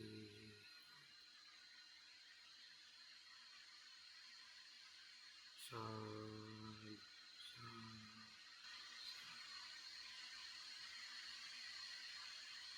धीरे धीरे ध्यान को पूर्ण करें और संकल्प करें कि जो जागृति हमें अनुभव हुई है उस जागृति के प्रकाश में हम अपने आप को निरंतर देखने का प्रयास करें, औरों के प्रति, वस्तु मात्रा के प्रति।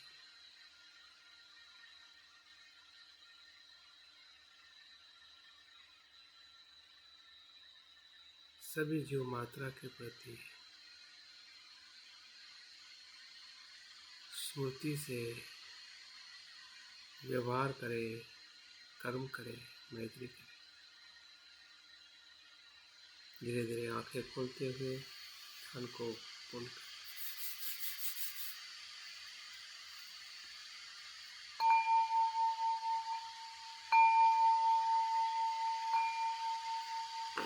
बहुत बहुत साधुवाद आप लोगों के सुबह के सत्र में बने रहने के लिए। स्मृतिमान बने, मैत्रीपूर्ण बने। स्मृति ही मैत्री को सही अर्थ में अनुभव करा सकते हैं। अगर हम स्मृतिमान हैं, अपने अनुभव को आप अपने लिए भी लिख के रखें या ग्रुप में भी डाल सकते हैं।